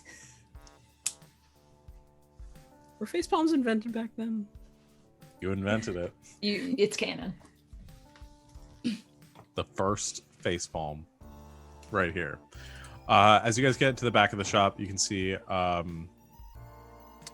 Grandpa has pulled aside, and with Fang's help, one of the bookshelves that is back, or like the display shelves cases that are back there, and behind it, you guys actually find embedded in the wall is a safe that none of you have seen previously. Also, on the other side of this display case is a large mirror that is covered by a sheet that you guys have probably seen, but haven't really. We get the pan of that because we had the scene with Fang and Grandpa imprisoning them, but this is where that mirror is kept, at least in the Mirage. Grandpa is kind of pacing a little bit and says, "About time y'all got here. Took you long enough. You weren't followed, were you?"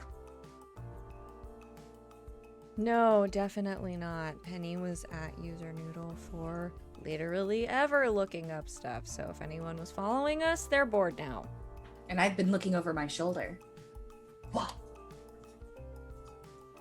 Great. All right, good. So, the system.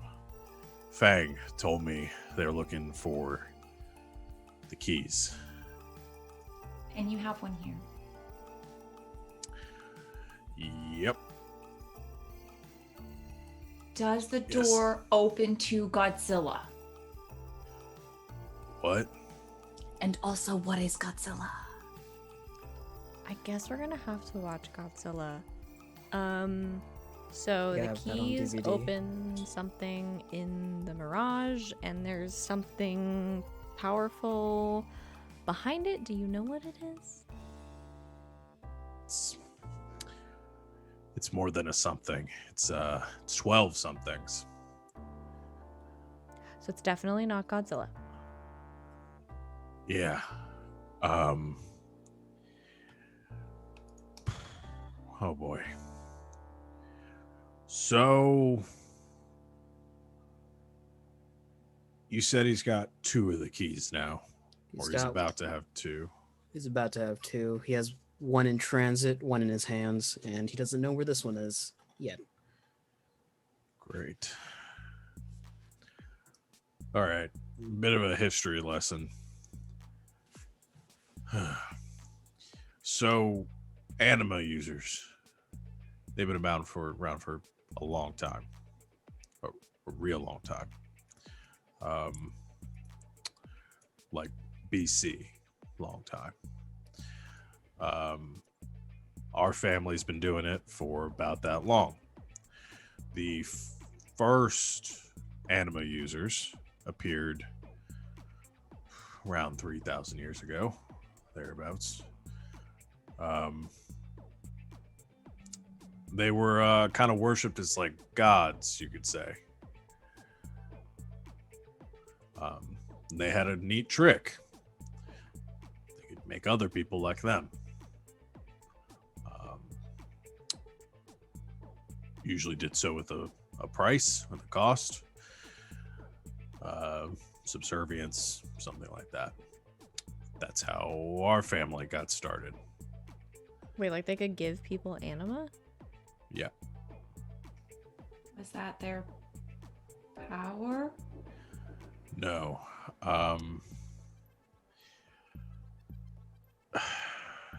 They gained their powers somehow. Nobody really knows how or why.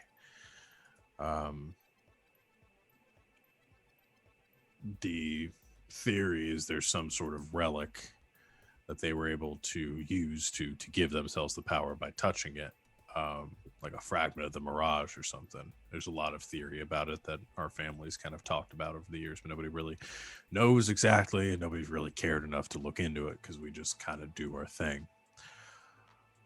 They took that power once they had it, broke it up to a lot of pieces, started giving it out to people in exchange for favors, more power, things like that. These people basically ran the ancient world from the shadows, from Greece to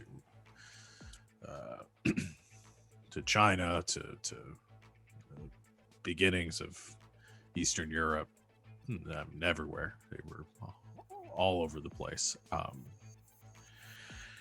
Called themselves the Zodiac, the Black Zodiac.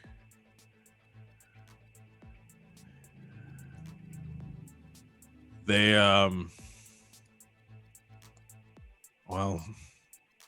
they got really big. People they followed started getting other ideas, and a few people had enough of it, our family included, Feng. We fought them off and imprisoned them within the Mirage. They were one of the first that we imprisoned. This Constantine guy said that his family held a key too for a long time, kind of like ours. There were others, yeah. I don't know exactly, but he must have somehow been related into it. His family must have been involved in it too, like ours. Well, so why would you want to let him out? I don't know. You have to ask him. Well, I did. Well, this nut job, I guess, wants to let them go. 12 of the most powerful people that ever walked the planet. If that happens, you know, shit's fucked. Sorry for the language.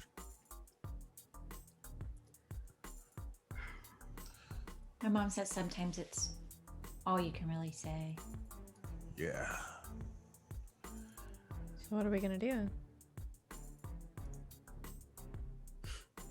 Gotta make sure they don't get these keys. Okay, and where can we put it that they can't get to? Not the Mirage. That's basically like putting the key next to the door. Why don't we ship it back to a branch family back in China?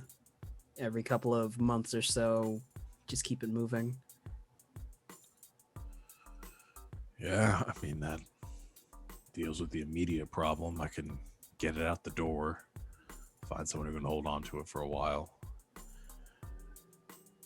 But if they're still going to be looking for it and they've got a diviner, they're just going to they're going to move on. And if this guy, from what you told me, his vision changes right after y'all found out about it, They'll suspect something. Well, one of the specifications is the closer they get, the more sharper the image, so maybe we'll run interference for a while.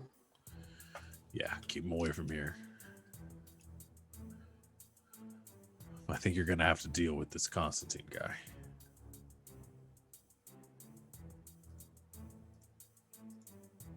Is there any way to break it?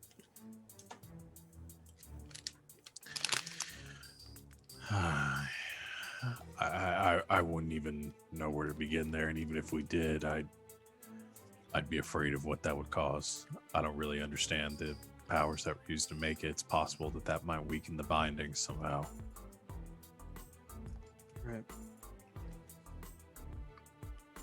I mean, maybe we can convince him this is a bad idea?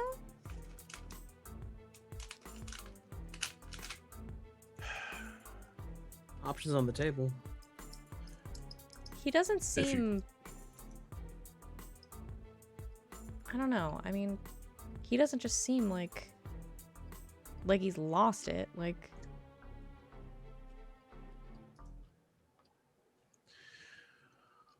If that's an option, you're putting your cards down, and again, if he doesn't take it, then that could go bad. I mean, what if we I just think we tell need him? to spy on him. Okay. He says he has more information, right? But he won't give it to us. So if he doesn't give it to us, then we spy on him.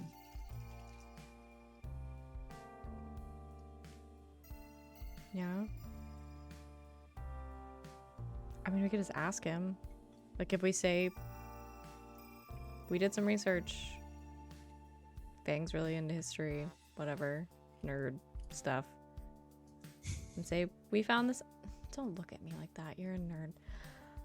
And say, we found this out. Is this true? And then, regardless of what he says, we know it's true. So if he tells us the truth, then maybe we can talk to him. If he lies, then we know what kind of person he is. So what do you say when he asks you where you found out that? That Fang's a big nerd. I don't know. Grandpa, is there anywhere where this is written down? Is there like a book or something? It's There's gotta really be. where- Old people wrote so much. Have you been to a museum? I don't have much here, but there may be somebody might have something. I can call some of our relatives. So we need to find a book about what we already know so we can lie to see if he's gonna lie or tell the truth. I mean, we're not gonna lie. We did learn it from this family. We just got the book after the fact. It's not really a lie. Okay. I'm gonna go back to user noodle and start looking. Hey, don't go on the deep web. That significantly lowers my chances of finding any information, but Well, if you are, be careful because last time the FBI were there, or KGB, I don't really know, black vans. it was probably the NSA. It's happened a couple times. Can you guys chill? Lots of people drive black vans. In suits with headpieces moving into user noodle after we went on the deep web. Okay, says the man who showed up in a suit on a motorcycle to an auction. You definitely didn't look suspicious. I thought you looked nice in your suit. Thank you, Penny. Yeah, it was fine. It was a fine suit. I just remembered. It was bespoke. I just remembered. I have a shift at a nightclub called Chill tonight. So I guess I will be chilling. Hanging out at Chill. Okay. You have the key, so if you get in late, it's fine. I'm gonna look over some of the texts here. Maybe we missed something. Okay, bye. Y'all are welcome to hang too, he says, reaching up a bookshelf and pulling down some tomes. Okay, well, Penny's going to do computer things and Vivi has to work, so I might see you later tonight. would love that.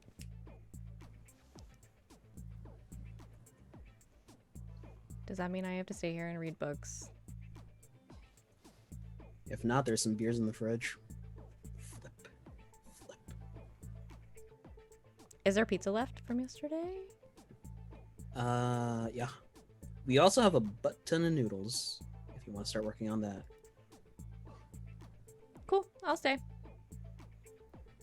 No one has used the term butt ton since 2001 too, so I'm glad we're staying In point. character. in character there. And I do know how to read, so if you want help, let me know. A tome gets slid next to her, and then a Mandarin to English. Cool. All right. So Vivi is going to work. Penny is going to do research at User Noodle, and Piper and Feng are reading books at the. Oh. Doi. Hey, Tortoise, what do you make of this? What does she make of this? I don't know. Boy. I'll use an anima point to help, I don't know, try this out. I think Tortoise would be aware of the key's existence because she was at one point the caretaker of it. But I guess given that because she would have been within like the last we said like 2 generations back. Yeah, 2-3 generations. So yeah, I think at Tortoise's time, it was just something she held. She knew the story, basically what Grandpa said, but that's probably about it. Okay. Because it was far enough away from the inciting incident from when the keys Where it's first just like came into literally being. legend lore. Yeah. /lore. It's just like, hold this. This opens a bad door to some bad people that we don't want to get out. Don't lose it. Cool.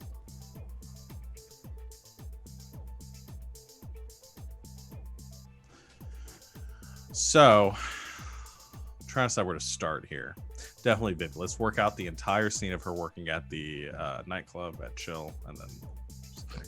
Please say she's a waitress that wears her roller skates. Wait, is there a place called Where's Your Roller Skates? Oh no, I was just saying, please say that she wears her roller skates while she's a waitress.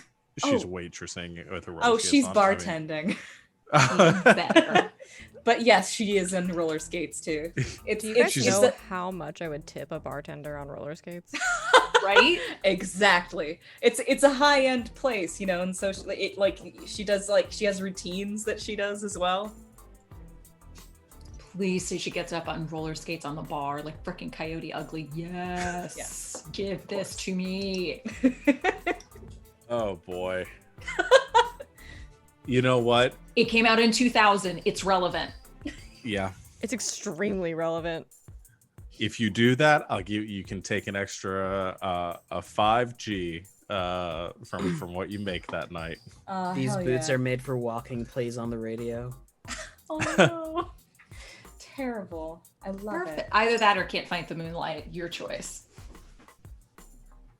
Excellent. Yeah. What's great about this is that she's doubly not going to be sleeping from now on because this is a well-paying job. Yep. Has she slept since we began this game? Nope. Sorry. We are going to be 10 sessions into this, and Vivi's going to have not slept. She's going to have set the world record for the longest time without sleep, and not even realize it. Eventually, you're then going to run out she of AP. And then she starts going on talk shows. She starts getting interviewed. She becomes famous. She writes a book. Mm-hmm. Which how many AP do you have left at this point? I've got 5. Okay. I'm We're pretty getting- sure we're getting pretty scant.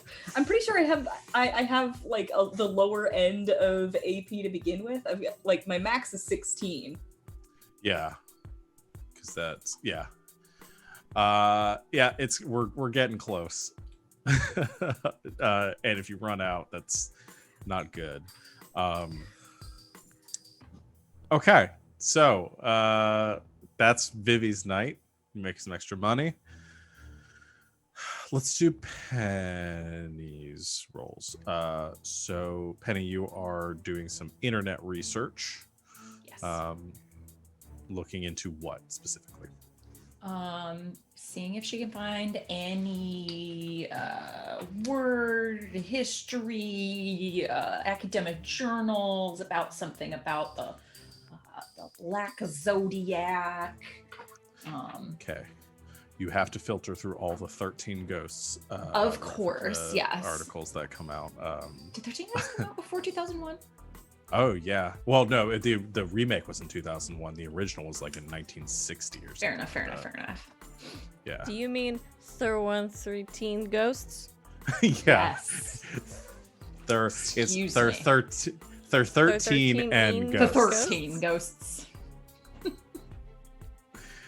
Yeah. Yeah, that would be incredibly relevant to this year. Actually, I just pulled up the Wikipedia. It was in like 2001. I was right. That this came out. So you guys And- all see 13 ghosts to do research for this. I don't think this is it. Get a lot of trailers. Okay, yeah, we'll do a She's do it gonna in- look around. How many people are in user noodle? at this time of night, probably not many. Okay. Maybe like 1 or 2. Okay. She's gonna find a computer in the corner where maybe someone can't see her as well. It's in the shadow or something. And she'll get 2 like desktops right next to each other, and she'll have Omega help her. Okay. How's Omega? How do you envision them helping here? I feel like he could help me speed it up a little bit. Like, not necessarily he's working one computer, but he's helping her like literally run on 2 right now. Interesting. Kind of sort maybe bendy, timey-wimey. Like time splices you and creates another version of Penny from an alternate timeline. Is willing to do also- some okay. research. Sure. Sure. Okay, we'll do a intelligence Okay. roll, and it'll be a junction check. So you spend an AP, and that will be with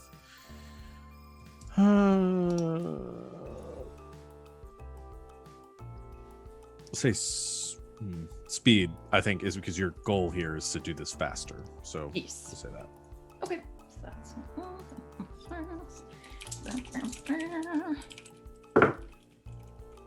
okay. So that's a 3 and a 9. So that's a 12. 12. Okay.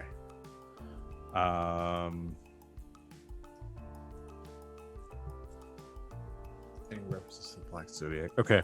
You as Omega creates this, like, I think Omega kind of like you get this computer next to you, and Omega kind of appears there and sort of like swirls for a second, almost like creating like a mirror surface where you see yourself sitting there as Omega sort of like dissipates. Like it is another penny sitting there from like the near future, where he has traveled you back in time to continue work in parallel tangent and like and give your information. I imagine like the scene in The Flash where he creates the clones of himself, the time things in the show. I forgot what the name of it they call them. You create another one. That penny's gonna die when this ends to give you your information, but you do it's gonna be a little existential here. Omega cat just quietly stroking that penny's head. Don't be afraid. See, I had an image in my head of that movie Next with Nicolas Cage where he could only see like a minute into the future, but this is worse. That's what happens in the Flash TV show. I'm just pulling from my source material. Yeah. So, or The Prestige. God, we've referenced The Prestige a lot on this channel in the last week. That sounds very prestige. Yeah. Okay. You look into the Black Zodiac. You don't find anything like immediately present. It's not like you get some weird like new age like articles, somebody's blog that they're talking about, like, you know, that they're basically just coming up with like your evil zodiac or something. And you sift through more and more articles looking for more information, and what you do end up coming across is a like a research paper for a like an archaeology department. And they have a small, they reference in the article, it's like barely pulled up, it's like there's only one reference to it in the entire paper, but the paper specifically refers to some like cults and Kabbalic like organizations in the like Greco-Roman era, and secret organizations and things like that, like Illuminati level stuff.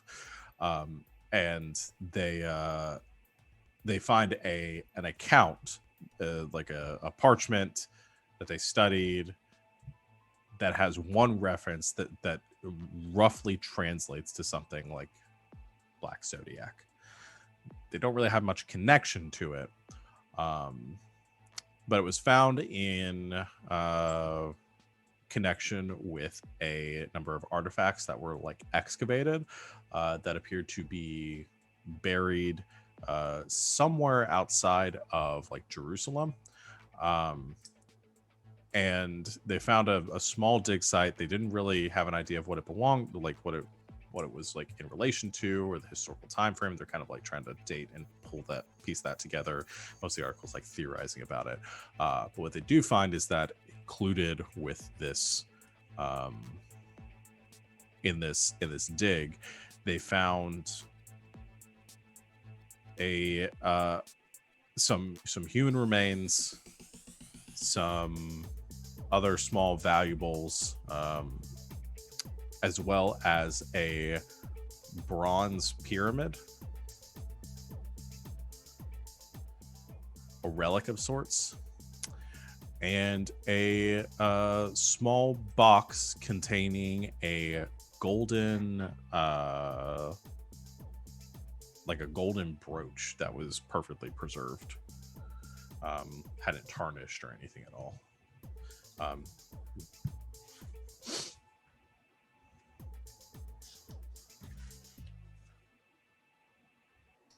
Yeah. Those artifacts were turned over to a museum in Cairo, or they were taken to a museum in Cairo, and I think that was where where this archaeology department is located, where you're pulling this paper from, and that's where they were stored. Is there any way that she can look up more information about the museum in Cairo? Sure. Yeah, you can do Google search. Look into pull up their webpage. It'd be more Ask Jeeves at this point, but it's cool. Yeah, sorry. Your Jeeves search. You ask Jeeves. Ask Jeeves. And as you do the search, you pull up the webpage. The drop page for this museum talks about their biggest sort of announcement. There is a very large donation that they recently received from the Constantine Foundation and the furtherment of their archives, and to help restore some of the some elements of the museum, and thanking Mr. Constantine for his efforts. Okay. She can't find anything else. She'll wipe her searches and then probably GTFO before the NSA shows up again. Okay. As you and other Penny finish up your research and have finished, the Omega kind of swirls again. You watch as other Penny sort of begins to fade away into oblivion, and she sadly waves as well as she vanishes from time. I don't think I want to do that anymore.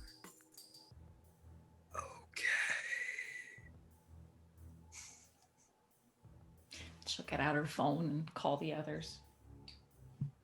Okay. Let's go to the other two who are researching around this time. Feng and Piper, how's that going? I want it to be known up front that Piper is actually trying. And? Yep. I don't know how it's going. But she's making an effort.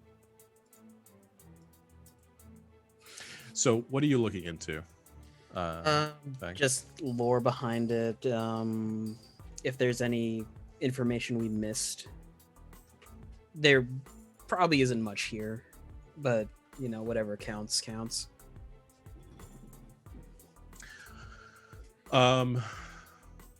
Yeah. We'll do unless you're using your anima somehow, it'll be mostly just an intelligence roll. Yes. I would like to contribute. While Piper probably doesn't understand much of what's going on in most of these things, she's musically inclined, and so Vega even more so is musically inclined, and I think probably would be very good at helping her pick out, because he's so good at lyrics and picking out his favorite ones, pick out like keywords, essentially, like scan through and pick out important words or things that sound like they're important. Okay.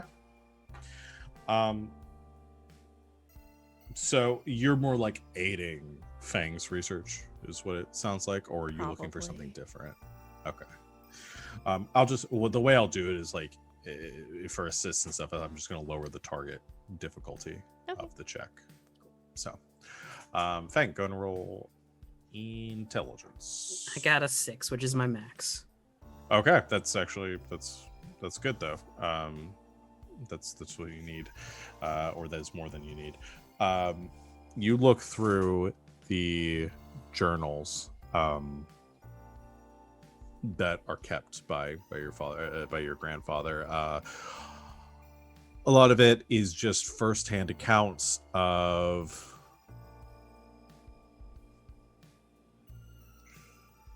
trying to think. I think it's just firsthand accounts of important events that are noted down by prior, like some of your ancestors and prior keepers of Black Tortoise.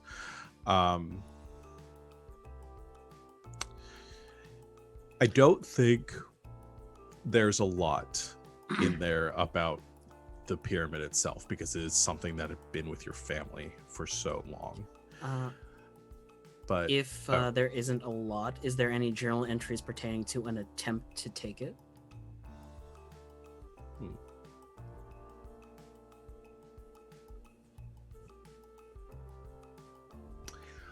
I think you find two things. You find one, I'd say you find this, and Piper sort of finds the other and kind of clues you in on it because you are able to locate, like, you find the word like pyramid. You show that to Piper in Mandarin and get her to like, so she's familiar enough with it to help like skim through things. And Feng, you find an account about 300 years back. And it's an account with one of your relatives who was still active in like Eastern Asia at the time, doing the same work that your family's been doing for generations. And the account basically is very short and says and details meeting with they refer to it as like a not necessarily like family, but like I'm trying to think of a good word, like what would be a good descriptor here. Basically another group that does something similar to what yours does. Almost like they have like a reunion, and some conversations had, and that conversations involved the pyramids, and this family discusses their holding of theirs, and there had been some debate over the families consolidating their ownership of the pyramids. Your ancestor declined, deciding that holding on to theirs separately would be more beneficial, and that was the sort of the end of the negotiation.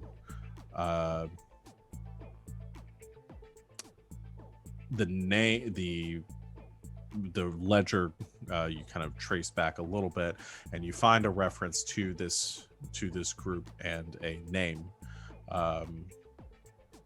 the family name of which is Constantine. Looks like my family has dealt with the Constantines before. Penny, Piper, you find another reference to the pyramids in this, an older reference, which you turn over to Feng, and the two of you translate, or Feng reads. Well, Piper says, I think I found something, but I do need you to check it because holy shit, I think I actually found something. Vega is just going, pyramid, pyramid, pyramid. Listen, thanks, buddy. Pyramid, amazing. pyramid. I think we found something. All right. She's like so excited. You look through the reference, and like I said, this is older, a generation or two before the account that you last read.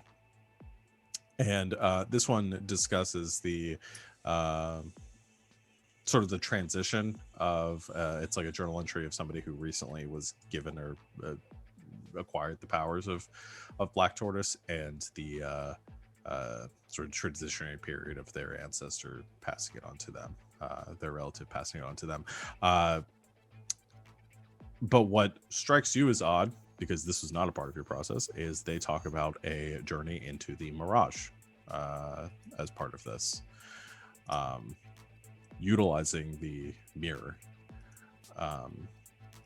and how they sort of navigated, and the depiction is the account is almost an exact accounting of like how they traveled and where they went to a large or to a door found within the White Tower of the Mirage, a door that they, by the account, is sealed, and their ancestor shows them the location and tells them that it is important that they guard this location from any sort of disturbance.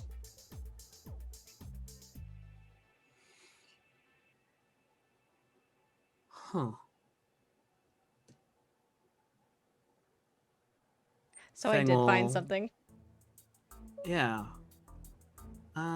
He'll take his beer and then just clack it over the top of Piper's and then walk away. No, he taps the top of hers with the bottom. It's of now his going to go bottle. because that's what happens when you tap the top of someone's beer bottle. It gets all over the journal entries and are completely ruined. I'm just... Good. That means when whoever comes down here to look for them will never be able to read them. Never, yeah. You're Planned. welcome. Thanks. Yep. Sits alone in the room. You stalked me for like 6 months. You can't tell me thank you to my face. He'll poke his head back in. I'll get in lunch next time.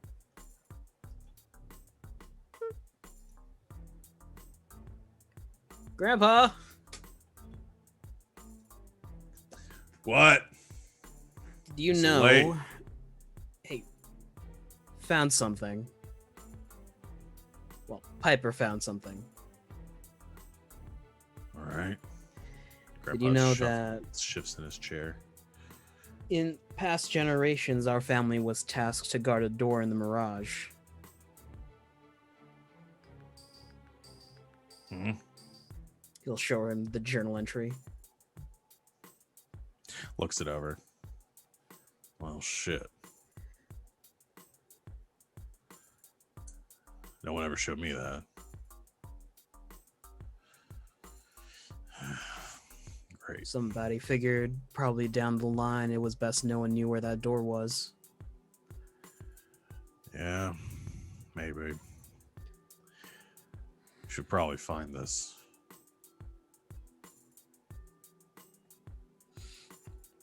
Has anybody ever tried to rebind with the tortoise? What do you Kind mean? of swap them around and see which ancestors we get. Not that I know of.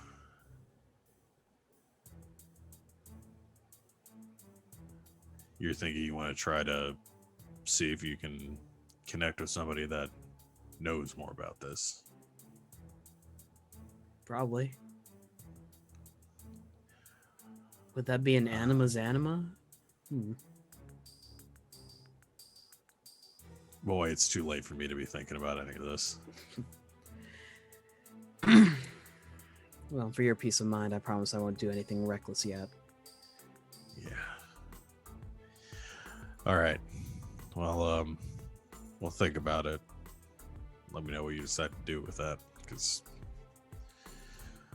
some galaxy brain shit you're working on there. I don't think anyone's made that reference yet. Grandpa came up with Galaxy Brain. It's canon. Grandpa invented memes. The meme format by Grandpa. That's what's in all of the other display cases, is all the beams that Grandpa came up with. That is the rarest Pepe I've ever seen. Except that one. Grandpa's not responsible for Pepe. Yeah. Yeah, if that's all they find, Feng will make some popcorn, bring it back down to the basement, chill on the couch for a bit. Okay. Penny calls eventually. Hi. The NSA didn't come, at least not while I was there.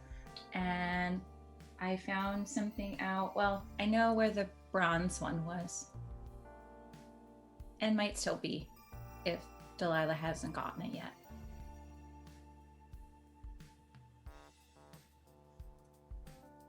Do you think we You do should know. steal it? She was talking about they were saying the flight would get in at the end of the week. So. Do you think we should steal it? I mean, we could. Does anyone know how much it would cost to fly to Cairo? I mean, it can't cost that much, right?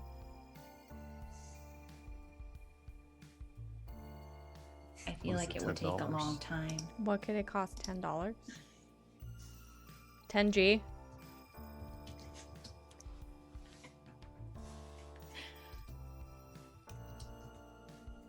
I think that might be a good idea.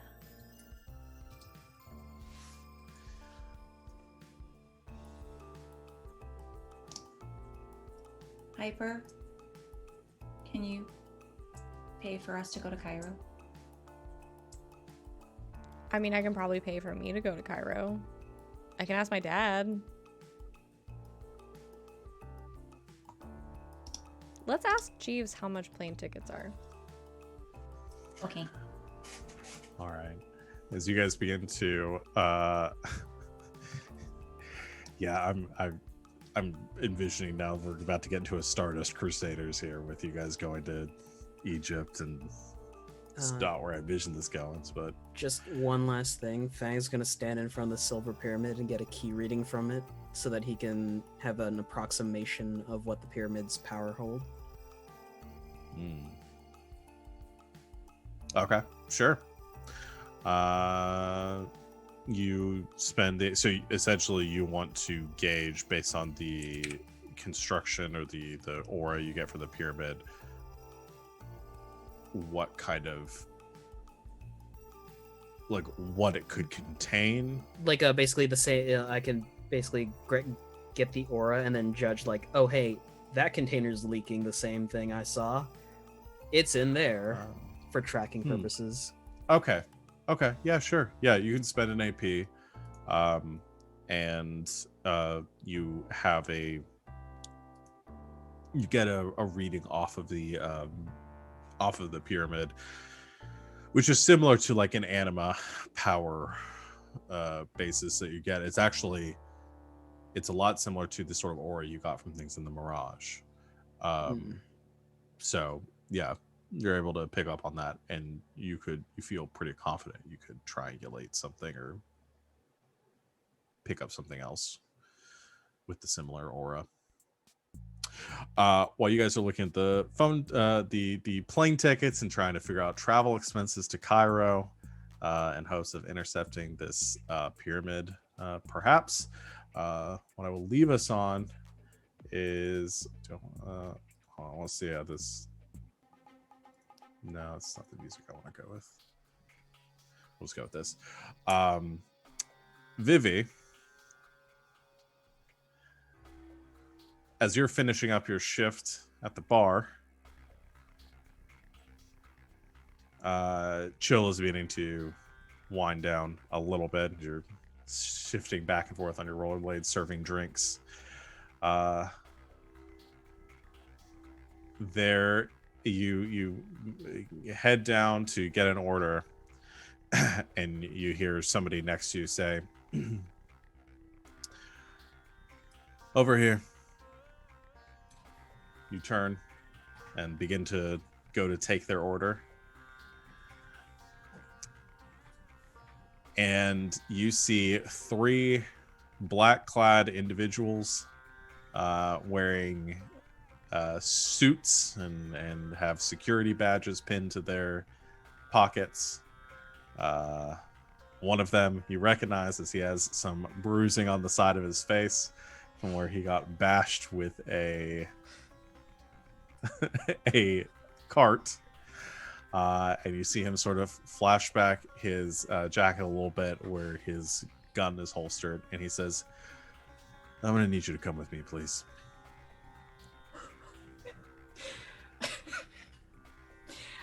She's gonna look over her shoulder and then look back at him and be all like, Shit, I forgot to look over my shoulder.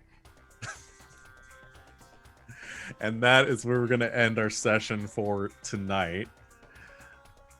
We'll come back next week, much where we began with Vivi in danger. See where that goes. Cool. Good session, guys.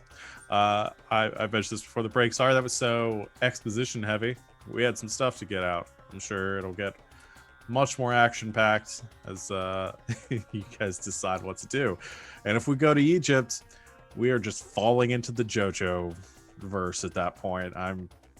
Dio's gonna show up. I said what I fight some said. vampires. Walk like the Egyptian plays after every end theme. We should. Okay, well, I do need Savannah you to go back in the edit for the VOD, and when Vivi goes, I need to look over my shoulder that we get the freeze frame, the to be continued, the burn, they've run around starts to play.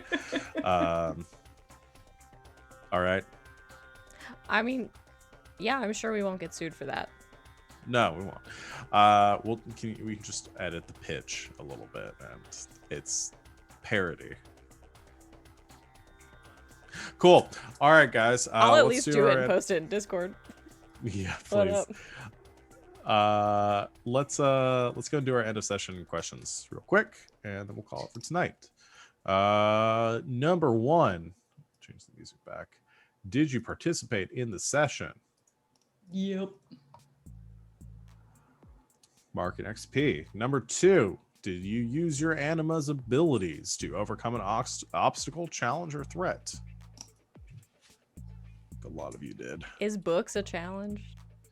Yes. Yes. Books is a Books are challenge. the biggest challenge of Did you spend an AP for especially books? if you're dyslexic. I did, yeah. Okay. Then Especially yes. when you're dyslexic and everything's in Mandarin. Oh. When your intelligence is a D4, books is a challenge. Okay. Did you solve a mystery or save someone from danger? We know about the Black Zodiac now. Yeah. Know what Constantine's up to. Sure. Yeah. I'd say that was a mystery that you solved. We found out who Godzilla is. You found out who Godzilla is. We Perfect. watched Godzilla. Did you learn something important or find something valuable? You definitely did. Both of those things. We learned a lot. And did you have any complications because of reverse U vice or drive? No, Vivi did. Penny needs to shut up, but she doesn't know that because she asks too many questions.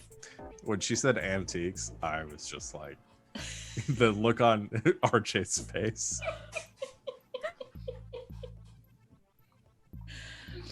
So They're does gonna be that thinking about count? antiques for a while. You sure? Okay. I think we all level up. I level up. I Everyone did, level up? yeah. You guys are all at level 3 now? 3. Yeah, we get Okay. skill power 2. Yes. So Aw. you will get so you got the anima power, so you get your character power at level or you raised one of your you raised one of your anima abilities last time. You raised one of your character abilities this time. I already know what I'm doing. Oh, is it third Now- level we get the skill? Sorry. No, it's 4th level where you get your next Oh. you get your next ability. So we're level Um, 3 now. Yes, you're level 3 because at level 1 you got nothing because that was the At first level 1, we got characters. Level 2, you increase one of your animas Right. die by 1 value. Level 3, you can increase one of your characters' dies by 1 value. Level Okay. 4, you will gain a new ability. So you guys probably should start thinking about whatever your level 2 anima ability is going to be. I'm imagining you probably won't get that next week, your next session, but maybe the session after that for some of you. Get another 5 XP. So should probably be ready for that. We can bounce ideas so you guys can talk to me about it, talking about amongst yourselves in the chat, trying to brainstorm the idea for your new character or your anima powers, that it should be related to or derivative from your other power or your main ability, or something more specific or more powerful. Depends. I'm sure you guys have some ideas. So all right, well, that is it. Anyone have anything they want to plug before we call our session here for today? Definitely come check out the session 0 for on Thursday, 8 o'clock Eastern. It's going to be amazing. We are incorporating a new expansion for Good Society. We are already in talks for some wacky fun stuff to incorporate. I'm very, very psyched. So yes, definitely come check it out. So you have an idea of the wacky Regency world we'll be playing in. Very excited for that. Good. If you haven't gotten tired of my face yet, I'll be here again on Saturday next week, where I'll be playing a character over at GGK Apocalypse. I'll leave you guys with a name, and it's Yorha Vainglory. Yeah, RJ is going to be joining us on other Saturday nights. We've kidnapped Apocalypse. RJ. Yeah, RJ will be here every Saturday night. So that's going to be a lot of fun. Come join us for that. They saw Mothra last week, so Cool cliffhanger, bro. And we saw Godzilla this week. Sorry. No. I'll show my other 2 shows. The 2 days of the week that I am not here, that's Monday and Wednesday, I'm on twitch.tv/encounter roleplay on Monday nights at 8 o'clock Eastern time for the next few weeks, and then maybe more. You don't know. I'm playing D&D in a show called Song of the Deep. I play a cleric of the moon named Phoebe, and boy, she might have just found out that her god is actually her sister. So fucking come on next Monday, we'll see what happens. And then on Wednesdays, I'm in control of the situation, and it is not any less stressful or terrifying. But on Wednesdays, on Encounter Roleplay at 6 p.m. Eastern Time, I run a game of iHunt called Hustle and Claw, and it's about millennial monster hunters using an app to find monsters to hunt and desperately pay their rent. So it's all good fun. Anyone else? Sure, I'll do one more. Hey, remember me? I'm Danae. You can find me at DanaeKeener.com. Pretty soon here, tomorrow we're going to be wrapping up our Tomb of Annihilation game over an Indoor Adventurers stream, which means that time slot is going to roll over for Icewind Dale, which is what I will be running.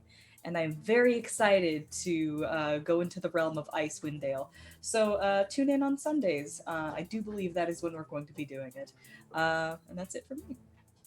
Awesome. That's dog wings. I don't have anything new to promote. I think we're gonna do some streaming after this. I'll probably go dark for a second, and then maybe play some Phasmophobia, because Savannah and I haven't played it yet, so we wanted to try it out. But yeah, otherwise we'll be doing more stuff throughout the week. Come join us for our next show tomorrow, Saturday. Slaying 101 at 4 o'clock Eastern time, playing some Monster of the Week. That's it. I'm done talking. See everybody in 2 weeks for our next session. And until next time, good game. Good night, Internet.